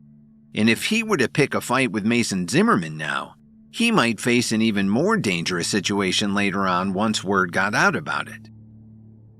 After putting the faucets back to their original configuration, Kevin smiled apologetically once again before politely sending Mason Zimmerman away. Now that he had nothing else to do, he got dressed and decided to walk around the competitor's village. But the more he saw, the more dissatisfied he became. They were all competitors who should be treated equally, so why did the others stay in luxurious villas while he was relegated to an old storage room? At that moment, Kevin suddenly heard a loud noise. Who asked you to participate in this competition? You're a disgrace to our family. A man with a few strands of white hair on his head roared furiously. Dad, why can't I join like my older sister? Ever since we were young, you've always cared about your own reputation and no one else's. Have you ever considered my feelings? The woman resisted loudly with tearful eyes, but her tone was filled with sadness and sorrow. As soon as she finished speaking, her father started shouting again. You have the nerve to compare yourself with your sister? She is one of the top 5 herbalist experts of her generation. Her talent is nearly unparalleled. The old man stared at her coldly as if he was looking at a stranger. Look at yourself. How can you compare yourself to your sister in terms of anything? He then added, Get the hell out of here before you embarrass yourself, will you? No, I won't go. The woman refused in despair. Huh. Don't ever forget your place in this family. Your older sister has brought great pride to us. You, on the other hand, have been nothing but a disappointment compared to her. The old man sneered slowly with a cold face. Olivia, just do what you're told. Stop trying to be something you're not. Her father's words were like a sharp knife that cut through Olivia Rafferty's heart. I am not someone's appendage, and I will continue to participate in the competition. I want to prove to you that I'm still worthy. Olivia Rafferty roared loudly, venting all of the pain that she felt deep down. How dare you speak to your father in such a way? The old man had just raised his hand and he looked as though he was about to slap Olivia in the face. But when he saw her determined eyes, his hand froze midair. Huh, you really want to continue participating in the competition to prove yourself, huh? Well, let me warn you that it won't be that simple. I'll have someone take away your villa immediately. The next round will be held in 5 days, so I want to see what you plan to do until then. He added, Are you sure you know what you're getting yourself into? I don't think you'll be able to last here for the next few days without a place to stay. But if you think you're capable, then don't go home. You should be more careful what you wish for. After the old man angrily said those words, he quickly stormed off from where he stood. When her father had left the scene, Olivia Rafferty bit her lip tightly and sat down on the ground, hugging her knees. Like a helpless stray animal, she buried her head deeply in her arms. Kevin, who had been watching from afar the entire time, saw everything. To his surprise, Olivia Rafferty was none other than the woman whom he had gotten into an argument with at the airport the other day. At first, Kevin thought that Olivia was just a spoiled young woman who felt entitled to get whatever she wanted. But now he realized that there was actually much more depth to her than that. Maybe the reason why she so desperately wanted the card in my hand that day was so that she could participate in this competition with it, Kevin thought to himself. Soon, 5 or 6 people associated with the Herbalist Society came over with Olivia Rafferty's belongings, which had been packed into 2 suitcases. Miss Rafferty, your father has ordered us to take back the villa that was given to you. Please don't make things difficult for us. I'm sorry, a woman said as she placed the things beside Olivia and quickly left with the others. Perhaps God couldn't bear to watch her crying alone on the ground anymore, as it actually started to rain all of a sudden. While Kevin had luckily been standing under a roof, Olivia stayed, sitting on the ground and did not move, allowing the rain to fall on her and drench her clothes. Soon, Kevin could clearly see Olivia's body trembling. It was really strange, but given his power base, Kevin should be immune to cold and heat. However, it seemed that the rain just now, coupled with the cool breeze that was blowing his way, actually made him shiver a bit as well. It was natural for Kevin to have compassion for people who were suffering. No matter how much he tried to ignore it, he couldn't change his moral compass. Given this, Kevin suddenly had an idea cross his mind. He would offer to let Olivia stay in his room with him, at least until the rain subsided. At the same time, Kevin did not want Olivia to have the wrong impression. After all, he was happily married to Lily. It was just that he felt sorry for her, and he simply couldn't resist offering some kindness in light of her situation. Besides, he figured that this wasn't much different from his sworn duty to seek justice when he formed the Radiance. After quickly calming his heart, Kevin walked over to Olivia's side. Pretending to be surprised, he asked, "Excuse me, miss, it's raining. Why are you sitting on the ground? It looks like you were headed back to your villa to get some rest. Why haven't you gone inside yet?" "This isn't my villa," Olivia sobbed and slowly raised her head. When she saw the person in front of her clearly, her face immediately became serious upon realizing who she was talking to. "Kevin Williams? Olivia called out his name in surprise. While she was unaware of his identity back at the airport, she immediately recognized Kevin during the preliminary round of the herbalism competition. At this time, Olivia was shocked by his superb herbalism skills, and soon after that she found out his name when he was announced as the winner. That's right, it's me. It seems the two of us are really fated to cross paths once again, aren't we? Kevin did not care about Olivia's reaction. He picked up her suitcases decisively and was about to start bringing them towards his room. I'll help you bring your things inside as compensation for what I did to you that day. Wait, I already told you that this isn't my villa. I can't go in here. Olivia's face immediately showed some panic. Based on her reaction, it could be seen that she was very afraid of her father. As long as it was something her father did not allow, she wouldn't dare to disobey him that easily. Then where will you stay? Kevin deliberately put on an act as if he didn't know anything. You're all wet from head to toe. If you don't take a hot shower soon, there's a good chance you'll get sick.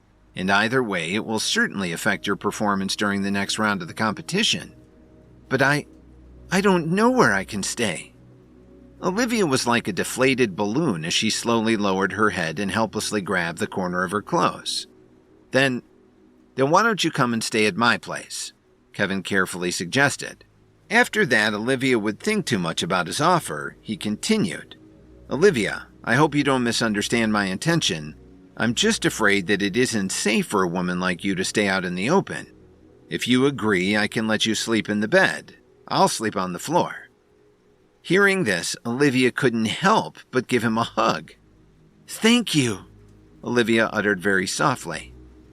Kevin was shocked for a second and then quickly regained his senses. When she let go of him, he just scratched the back of his head and smiled. With that, the two of them quickly went back to Kevin's room. Seeing the old and broken down storage room in front of them, Olivia Rafferty's eyes were wide open. She asked in disbelief, This is where you're staying? Yes.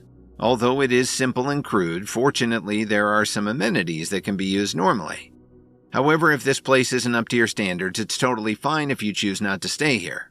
I'm sure you have quite a number of friends in DC who can help you find more suitable accommodations. Kevin, who was walking in front, turned around with both of her suitcases in his hands. However, Olivia's answer surprised him.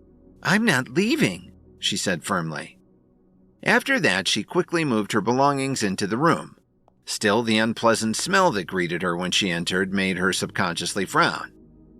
You should get some rest while I get the shower set up for you. When it's ready, you can then take a nice shower and then change your clothes.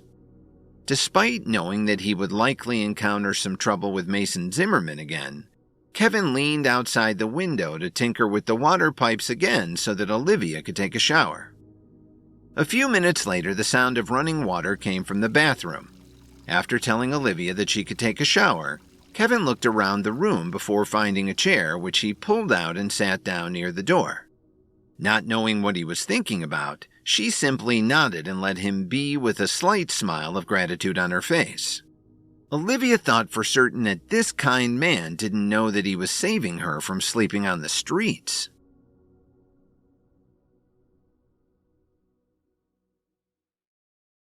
When Kevin heard an old man arguing with his daughter, he recognized her as the woman he had a conflict with at the airport. When Olivia Rafferty refused to leave the competition against her father's wishes, the old man had her villa taken away as a punishment before storming off. Kevin felt bad and offered to let her stay in his place. Olivia quickly agreed despite seeing his rundown converted storage room. Kevin told Olivia to get some rest while he tinkered with the water pipes outside. When the water was ready, Olivia took a shower while Kevin sat near the door, knowing that this would cause him more trouble with Mason Zimmerman. A few minutes later, Kevin heard the sound of someone swiftly approaching, and when he turned to his side, he saw an angry Mason Zimmerman coming toward him with a knife in his hand. Whoa, take it easy. I just needed to borrow some water from you again. I promise it won't take too long. Is there really a need to use a knife? Kevin was thrown for a loop when he saw Mason approaching with a weapon in his hand. Since he knew that he was in the wrong for not asking permission, He could only back up and put up his hands. However, before he could close the door behind him, Mason had already arrived and stopped Kevin from shutting him out. "Mason, what are you doing with that knife in your hand?" Kevin said in disbelief. Kevin, I think you must really have a death wish. How dare you steal my water again? Mason could no longer suppress the anger in his heart. As he sized up Kevin from head to toe, he inadvertently saw an open leather suitcase on the ground. Other than some women's clothing, there was also Olivia's photo ID clearly visible on top. "Why is Olivia's ID with you?" Mason's expression became even gloomier. "Do you know her?" Kevin raised his eyebrows and suddenly thought of a way to divert his attention from the water and calm him down. "Yes, we know each other very well, actually. We've been close for years," Mason explained with a happy smile on his face. Kevin was shocked. Was there something going on between Mason and Olivia? If that was true, then this suddenly put him in an awkward situation. What would happen if Mason found out that the reason he stole his water again was because Olivia Rafferty was currently taking a shower in his bathroom? No matter what explanation he would give after that, it would certainly be hard for Kevin to talk his way out of it. "Is that so? Then, how did the two of you meet? I'm curious." Kevin could only pretend to be calm and try to buy as much time as possible while he thought of a way to escape. "Olivia and I have known each other since we were both 17. The moment we laid eyes on each other on the streets of D.C., it was love at first sight, as we instantly felt a connection with one another. From then on, Olivia has been the only woman that I have ever loved." Mason Zimmerman's words seemed to have no end as his eyes had narrowed and settled in his own little world. Seeing him talk so passionately about Olivia, Kevin didn't know how to interrupt him. "In order to be worthy of being with Olivia, I've been building my power base and training my herbalism skills day and night. Although I haven't seen her for some time, her beautiful face has been deeply engraved in my mind. I spend hours looking at her pictures on my phone whenever we're apart." Mason took out his phone and showed Kevin a whole photo album dedicated to her. Oddly enough, it only contained solo shots of Olivia, never the two of them together in one photo. Just then, the bathroom door suddenly opened as Olivia, who was wearing a white shirt and pink skirt, slowly walked out. "Oh no," Kevin thought to himself. "Olivia, what are you doing here?" Mason was dumbfounded. When he came back to his senses, he hurriedly put his phone away and flashed an awkward smile. "What did you just say about me earlier?" Olivia frowned slightly and asked coldly. "Nothing, I was just making small talk with Kevin. I didn't say anything bad about you, so don't get mad," Mason explained in a hurry and kept stepping back. "You and I both know that it was much more than just small talk. Do you have a death wish or something?" Olivia roared as she raised her hands at the same time.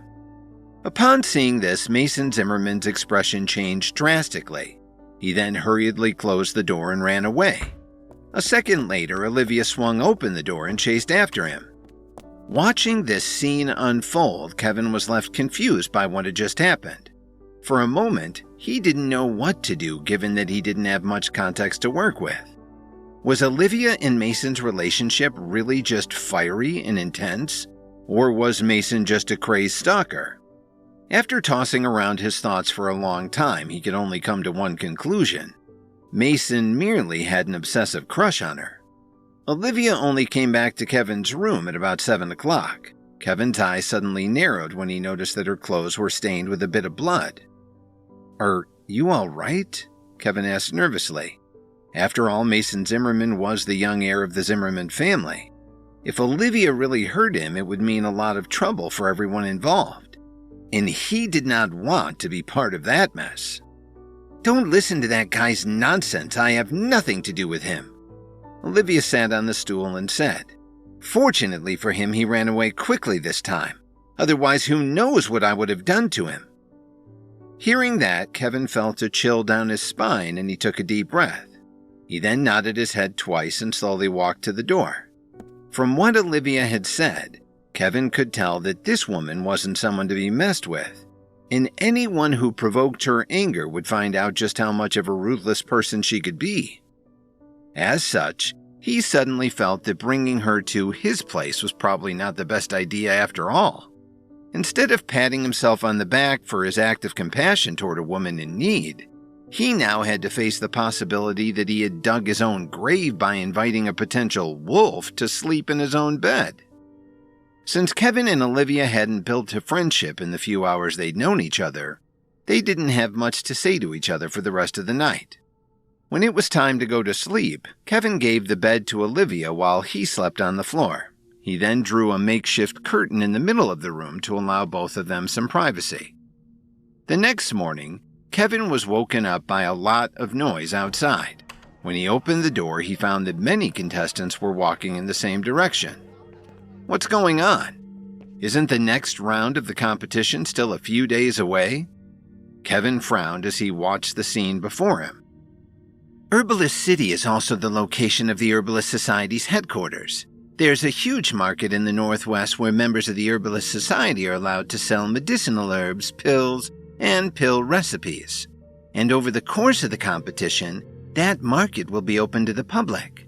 Everyone can try their luck with whatever they can buy, Olivia explained. As she walked out from behind the curtain in a light blue long dress with her hair tied up, Olivia looked full of energy after a good night's rest. When Kevin saw this, he thought to himself, I can see why someone like Mason Zimmerman would be so enamored by her. But after last night, I have to keep a close eye on her.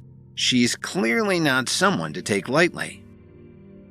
On a hill on the outskirts of St. Louis, two old men were standing side by side near a cliff, staring at the beautiful scenery in the distance. If Kevin was here, he would certainly be surprised, because these two figures were none other than Alan Williams and the Night King. Do you know about Kevin's activities in Washington, D.C.? Alan Williams glanced at the Night King and said in a flat tone, My son has been bullied so much over there already. As his mentor, why haven't you done anything about it? Although I am his mentor, that doesn't mean I'm just going to rush to his defense right away. You're his father, and you didn't even take any action. The Night King turned around and sat down on a rock beside him. He thought for a moment and continued, But I have to say that I admire your level of composure. You would rather have yourself and your son expelled from your family than be angry. Washington, D.C. isn't like Chicago. It's not a place for the weak given how high the stakes are. And with a thin line separating life and death, there's almost no room for error. If Kevin fails, I'll see how much you will regret not helping him. Alan was still standing in the same spot with a faint smile on his face.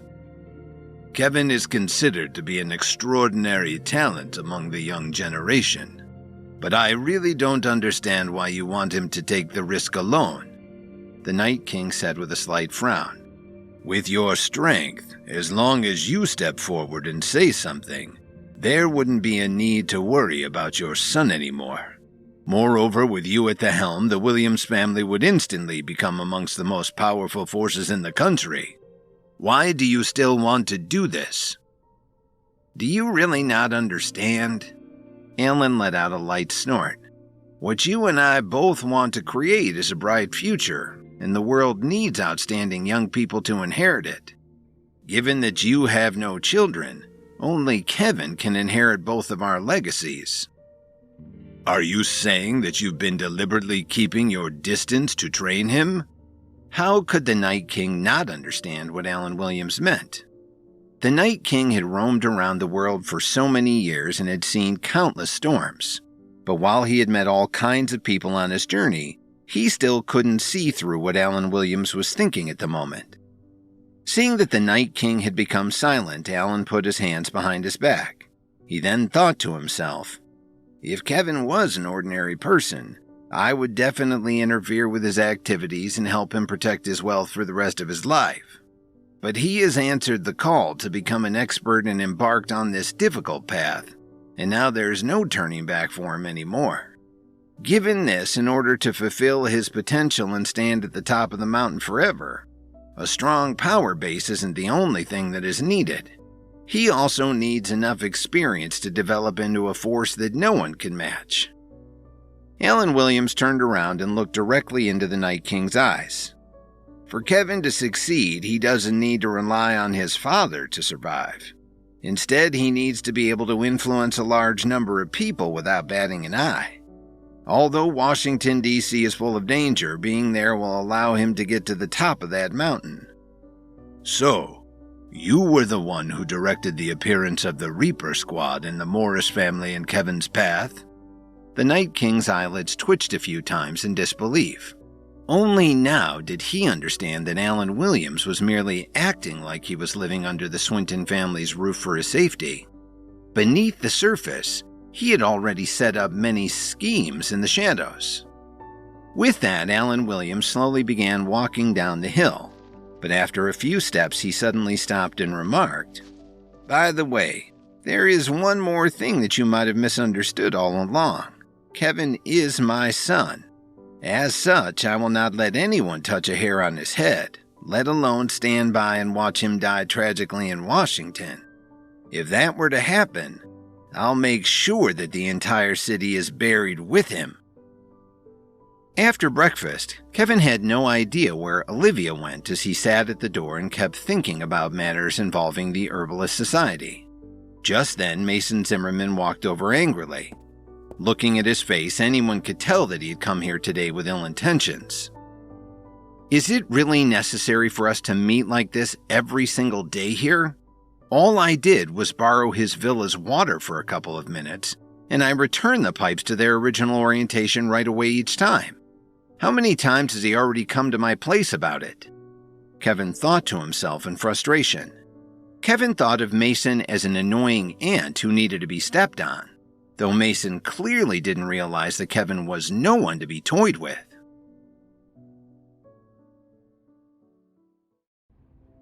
Alan Williams and the Night King asked why the other wasn't helping Kevin in Washington. Despite his strength, Alan stressed that the younger generation should inherit the world, and what Kevin needed was the ability to influence others, not his father's interference. The Night King realized that while Alan had been keeping his distance so that Kevin could gain experience and develop his potential, he had also made moves to help ensure his son's success. Back in Herbalist City, Kevin was alone with his thoughts in his room when he saw an angry Mason Zimmerman approaching him. "Kevin, will you explain to me why Olivia was in your shabby little room? What happened between you guys last night?" Mason roared at him like a mad dog. "You better give me a good answer, otherwise don't blame me if I'm unable to control my temper. If I find out that you did anything to her, I will skin you alive." Last night, Mason was left speechless when he saw Olivia Rafferty with his own two eyes in Kevin's room, especially since she had just come out of the bathroom after taking a shower. If the two of them were alone in the same room, what did he think would happen next upon witnessing that scene? But before Mason could ask anything, Olivia attacked him in anger. Not daring to resist her, he could only retreat blindly. After escaping from her, he only managed to come back to the competitor's village this morning.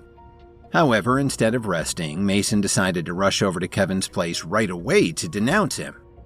Deep down, he really couldn't figure out why Olivia would come to Kevin's place. With his head filled with imagined scenarios of the two of them together, Mason did not like Kevin at all. How could she choose that man over him? Did she truly prefer Kevin's crude storage room over his magnificent villa? The Zimmerman family had a great reputation in Washington, D.C. If Mason Zimmerman went out into the street and waved his hands, countless women would surely want to fall into his arms. Despite this, he fell in love with Olivia Rafferty, and since the first moment he laid eyes on her, he vowed to do everything in his power to win her over. Seeing that her suitcase was still on the floor, Mason could not get over the fact that she had spent the night under the same roof as Kevin. Given that this was the usual path of a man and a woman getting together, Mason could not bear to imagine what would have happened. Because of this, he was hoping that Kevin would somehow be able to give him a good explanation that would dispel all of his doubts and suspicions. At the same time, the most aggrieved one was Kevin. After all, he clearly did not do anything wrong. He was simply trying to be a good person when he offered Olivia a place to stay. But now it seemed that he had unintentionally found himself caught in the middle of an awkward situation between her and Mason. As such, he had to find a way to turn his situation around and clear his name. "Mason, calm down." Kevin licked his lips. "It's not what you think. There's nothing going on between Olivia and me." Kevin then told him the whole story and the cause of the incident. Mason frowned slightly when he heard this. "Is what you said really true?" "Of course, Mason. I was simply trying to be a gentleman. In fact, I even slept on the floor last night. Moreover, I have a wife in Chicago. I would never do anything behind her back," Kevin explained slowly. "Besides, Olivia doesn't think about me like that anyway. I think someone like you would be a much better match for her, so I fully support your desire to pursue her. And I wish you both a long life of happiness together." Kevin's words suddenly made Mason feel delighted in his heart. It was a very comfortable feeling to have someone's support. Before regaining his senses, he felt like he was floating on air for a moment, as if he had already married Olivia and had children with her. At least you were able to give a good explanation on the matter." Mason patted him on the shoulder. "I will believe what you just said for the time being, so what happened last night can be considered to be a thing of the past. But you have to remember that Olivia is the woman that I'm trying to pursue. So if you dare to touch her with even just one finger, I will skin you alive." "Understood. You can rest assured that I will treat her as my guest and watch over her for you while she stays here," Kevin answered with a lowered head. Mason ignored his words and looked around the room. The disdain in his eyes remained obvious. Why did Olivia want to stay in such a shabby place to begin with? But then, he figured that it would be better for Olivia to sleep here than on the streets if she refused to stay in his villa. "I will ask someone to send some necessities over later." After saying this, Mason turned around and left. When the coast was clear, Kevin took a long breath and wiped the sweat off his forehead in relief. In the Alliance's headquarters, the Alliance leader was standing by the window, looking at the scenery of the mountains outside. Meanwhile, Shannon Tate, who was dressed in red, respectfully lowered her head and stood behind him. "Did Kevin really win the preliminary round of the Herbalist Society's competition?" The Alliance leader was expressionless as he asked without turning his head. "Yes, it's absolutely true, Alliance leader." Shannon Tate lowered her head even more. The Alliance leader took a deep breath and his eyes were suddenly filled with emotion, as if he was thinking about something important. After a while, the Alliance leader slowly instructed, "Take a few people with you to Washington, D.C. When you get there, find Kevin and tell him to come back to the headquarters. I have something to discuss with him." "Yes, Alliance leader," Shannon respectfully acknowledged, then quickly turned around and walked out of the room. Just then, the corner of the Alliance leader's mouth slightly curved upward. At the same time, Selena Salem was in another room, and after hearing the news about Kevin, she excitedly stood up from her chair. "Is what you said true?" she asked. "Yes, ma'am," a female subordinate said without making eye contact, unable to understand why she was so happy about this. As messenger of the Alliance, everyone knew that Kevin was highly regarded by the Alliance leader and his wife. But although he was usually secretive and elusive, it wasn't to the extent that just a hint about his whereabouts could make the Alliance director so excited, right? When Selena also realized that she had momentarily lost her composure in front of her subordinates, she quickly walked away behind a red curtain, leaving only a blurry silhouette for them to see. "Head over to Washington immediately and find Messenger Williams. Ask him to give up on the Herbalist Society's competition for now. I have something important to discuss with him." Selena paused for a moment and her tone instantly became cold. She then added, "This matter must be kept secret. If others find out about it, I'm sure you know what will happen to you." The subordinate trembled and quickly lowered her head to Selena Salem. "Madam Director, don't worry. I will keep my mouth shut and never reveal anything." "You don't need to be so nervous. If this matter is done discreetly and you succeed, then there will definitely be benefits for you upon your return." Selina was not a simple woman. Having been the Alliance Director for many years, she knew when to be kind or firm when dealing with her subordinates. Sure enough, the young woman immediately relaxed upon hearing this.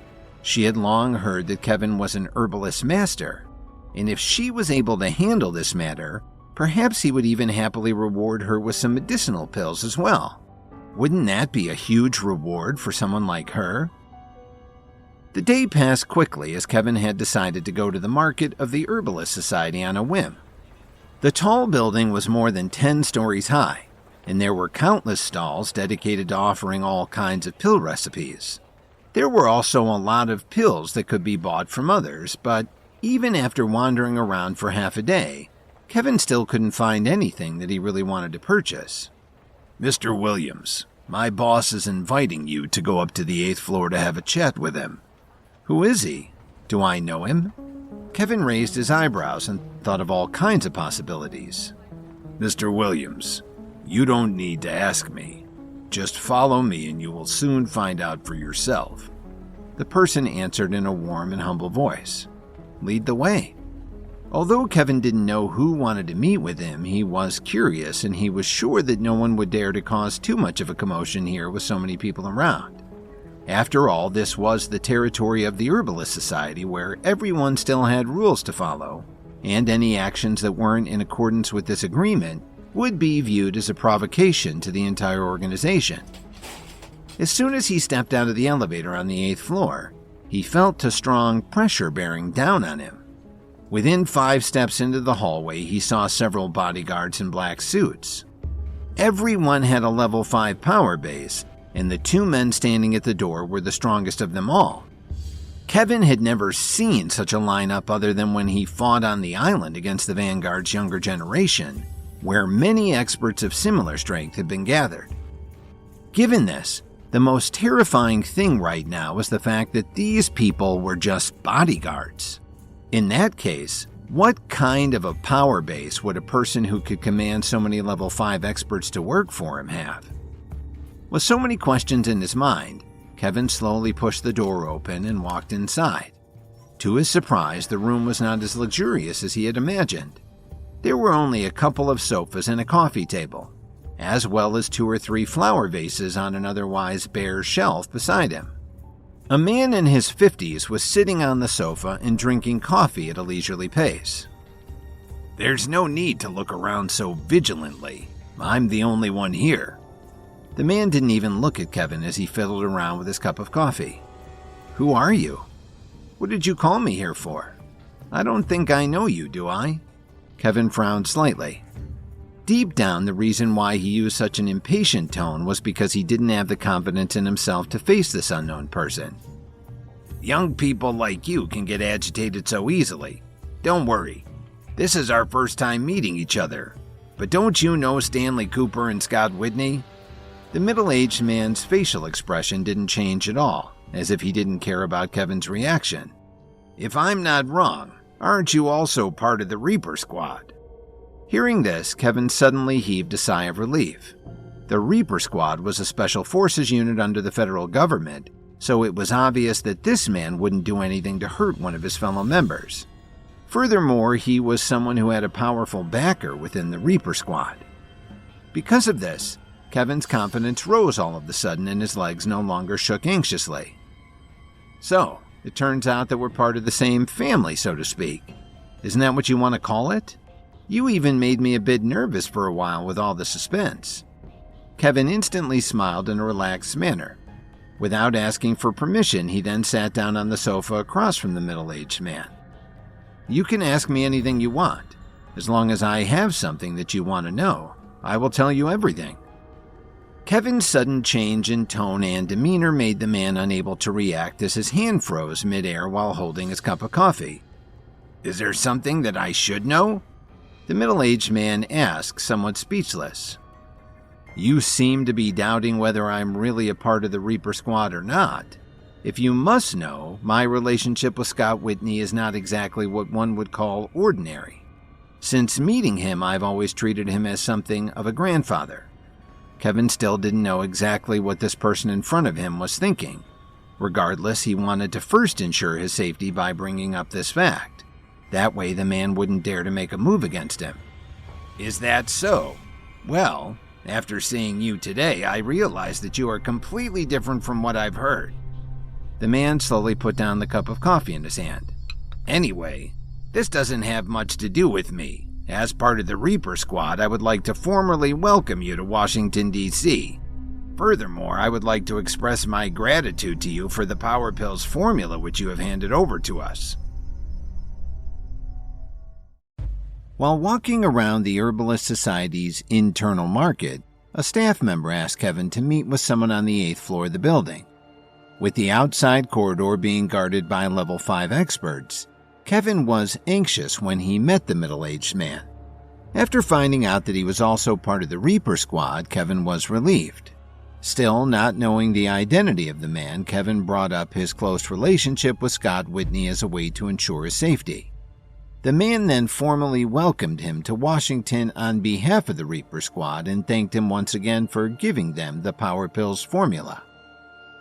No need to thank me. I only did what I was supposed to do. Since we're both part of the Reaper Squad, we can treat each other as a family from now on. Kevin waved his hand casually. However, before we continue, I do have a question that I hope you can explain. The floor is yours, Mr. Williams. There is no harm in asking. The middle-aged man stretched out a hand and made a gesture of invitation. I'm very curious. Since you're one of the higher-ups of the Reaper Squad, how did you manage to get inside this building? As far as I know, this isn't a place that outsiders can simply enter and exit as they wish. The smile on Kevin's face gradually disappeared. As his voice fell, the atmosphere in the room quickly became strange. Kevin remembered Olivia Rafferty's words very clearly. This was the Herbalist Society's internal trading market. If the middle-aged man in front of him was really someone from the Reaper Squad, how could he have entered? After a long while, the man's index finger lightly tapped on the coffee table. Are you doubting my identity? No, it's not that. To be honest, whether you are from the Reaper Squad or the Herbalist Society, it doesn't really matter to me. Kevin waved his hand and slowly leaned against the sofa. He then crossed his legs and continued. I'm just curious about your real identity. After all, when dealing with others, being sincere is better than anything. Ha! You're quite smart. The middle-aged man acknowledged nonchalantly with a chuckle. Since you've already brought it up, then I can only be honest with you. Firstly, I am indeed among the higher-ups of the Reaper Squad, and I have a very deep relationship with Scott Whitney. At the same time, I am also a senior member of the Herbalist Society. That would be the only logical way for me to have access here, right? How is that possible? Kevin suddenly shot up from the sofa. His voice became several times louder and his face was filled with disbelief. Although Kevin didn't know much about the situation in D.C., he still heard a lot of things. One of these was that the Herbalist Society and the Reaper Squad were obviously two opposing organizations. Given this, how could there be someone with key positions in both organizations? Impossible. Absolutely impossible. The Herbalist Society and the Reaper Squad would never allow someone like you to exist. Kevin shook his head a few times, trying his best to keep his mind clear. How can it be impossible? Am I not sitting right in front of you? The man smiled and picked up his cup of coffee. Kevin, you're still young. Using my own identity as living proof, you have to believe that nothing in this world is absolute. Perhaps your horizons are still too narrow, and everything you have heard must represent everything you know. At that moment, Kevin felt that his mind was in a state of chaos, and he didn't know what to say as a result. This matter seemed to have gone beyond his understanding. Seeing his reaction, a faint smile appeared on the middle-aged man's face as he seemed to enjoy Kevin's confused and shocked state. Anyway, I already noticed you a long time ago, and now that you're in D.C., I called you here today just to tell you this next thing personally. The man crossed his hands on his knees. Among the younger generation, you are definitely one of the best talents that I've seen in a very long time. Because I have such high hopes for you, I have decided to take you on as my student." "Your student?" Kevin's brows were tightly knitted together as he finally managed to suppress his previous thoughts with great difficulty. "Of course. Can't I be your mentor?" the man asked confidently. "What can you offer as my mentor? How will that benefit me?" Kevin raised his eyebrows. "I'm surprised that you asked that. In my understanding, you're not the type of person who only wants to seek personal profit." The smile on the middle-aged man's face became wider and wider. "Wouldn't it be too naive of me to not consider the benefits?" Kevin didn't think he was doing something shameful. At the moment, Kevin had no relatives in the capital. With him facing enemies from all directions, he had to try his best to grasp every opportunity he could to gain more allies that would improve his strength. Only in this way could he climb higher and further along this dangerous path toward the mountaintop. Besides, he didn't see a problem with having one more mentor. It's not like there was a law that prohibited that. "Fair enough. What you said is quite true." The man slowly stood up from the sofa and walked over to the window. He then turned to Kevin and asked, "Do you know what that place is?" Kevin looked up. Herbalist City was miles away from downtown, but he could still see the bustling city from there. Even an idiot would recognize that as Washington, D.C. Kevin was starting to think that this man was insulting his intelligence. "Isn't it beautiful?" the middle-aged man asked again. Kevin subconsciously frowned even more. "If you have nothing else of substance to say to me, then I don't think there's anything more to talk about between us. I don't have time to waste with you here." "Why are you in such a hurry to leave? As the saying goes, these things take time, but they'll be worth every penny. Besides, you have already wasted more than 25 years of your life without any guidance. So why are you so afraid of me wasting a few minutes of your time?" The man's face quickly became serious. "There are countless opportunities for you to seize here in D.C. Do you want to stand on top of the mountain in the future? As your mentor, I may not be able to guarantee you wealth and glory, but I promise to use all the resources in my hands to help you climb to the top. If you succeed, you will surely gain thousands of experts under your command who would all be willing to put their lives on the line just to follow you."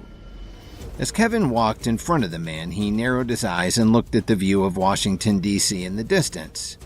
Suddenly, he couldn't help but clench his fists. Didn't he come to D.C. to make himself invincible for his family's sake?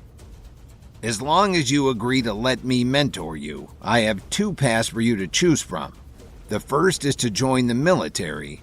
The second option is to dive into politics and work your way up in government."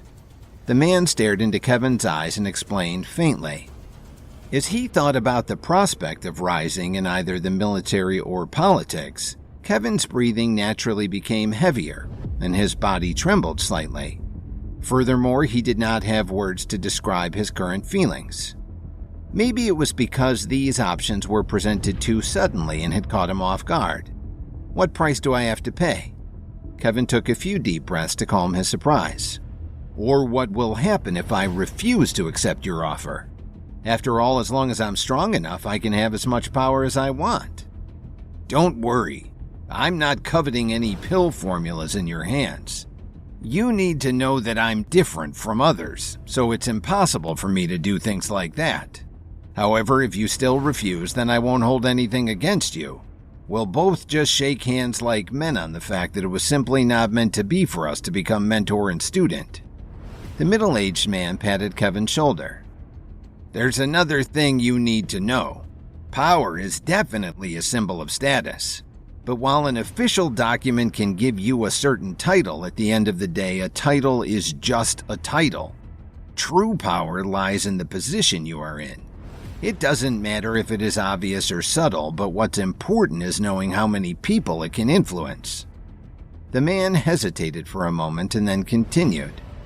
Mr. Williams, I know you are strong, but I'm afraid you don't really understand the difference between being physically imposing as a person and having true power in your hands. The more Kevin kept thinking about the man's words in his mind, the more he felt that this argument was not unreasonable. Both the Morris family and the Herbalist Society were considered powerful forces, and they sometimes even dared to bend the rule of law a little. It wasn't just because they had sufficient strength themselves. Aside from that, they also had connections among the higher-ups of the government who were willing to turn the occasional blind eye to them. Similarly, when he had a conflict with Carson Murphy and his friends, they boasted that they could do whatever they wanted because their families were well connected in D.C. In contrast, if Kevin wanted to gain a foothold here in the future, he could only do so gradually if he had just his own strength to rely on. Given this, Kevin realized that no matter how strong an organization was, its foundation was built with the support of the government. After thinking about it from all aspects, Kevin slowly raised his head to look at the man in front of him. "Can you tell me what your name is? Why should I believe that you can bring me to the top?" Kevin was not a child who could easily be fooled. He knew how to think for himself and cover all his bases before making a final decision. "How do you want me to prove it? Do you want me to help you get rid of the commissioner? Or perhaps remove the Kessler family from D.C.? The middle-aged man asked with a smile. Kevin's eyes widened when he heard this. He subconsciously took a few steps back in shock and suddenly felt a chill run down his spine. While it wasn't difficult to find out about the Kessler family's conflict with him, how did this man find out about the private conversation he had with the commissioner the other day? "Who exactly are you?" Kevin's heart was filled with vigilance. "My name is Glenn Humphrey," the middle-aged man revealed. After that, Kevin didn't ask any more questions, but Glenn Humphrey told him one thing. As long as Kevin could become the champion of the Herbalist Society's competition, Glenn would prove that he had the ability to be his mentor. With that, Kevin left the internal market. By that time, it was 7 o'clock in the evening. Before doing so, there was one thing in particular that Kevin had noticed. When he left the 8th floor and returned to the 2nd floor, the attitude of the staff members toward him had completely changed, as they all suddenly showed him all their best medicinal herbs, pills, and pill recipes. This made him spend a large sum of money on several of them. Kevin did not feel surprised about this at all. In fact, some of the contestants were in similar situations as him. For those who weren't actual members of the Herbalist Society, these staff members couldn't possibly share their most precious items with them. After all, no matter how much someone was willing to pay, why would they want a non-member to benefit from their hard work? It seemed that meeting with Glenn Humphrey had instantly given him some perks for appearing to be a highly valued figure by the Herbalist Society in the eyes of these staff members. The internal market was about half an hour away from the competitor's village where he and the other contestants lived. By now, many of them had already gone out to eat dinner, while others were either training inside their villas or still shopping in the market. Because of this, he didn't encounter many people on the way back. As Kevin slowly walked under the streetlights towards his room, he was calculating some figures in his mind. That Golden Branch raindrop was really quite expensive. I must have lost almost $3 million on that. Perhaps I should have haggled the price down with that staff member. Then again, I've earned quite a bit from that Snow Deer flower. It was so undervalued that I can probably make up for the difference if I resold it at its actual value. Kevin knew that even with the great wealth that came from his business empire, his work as an herbalist was going to eat a lot of that money. But his marriage and his career and the future of his family depended upon his success in Washington, and no amount of money was too much to ensure that.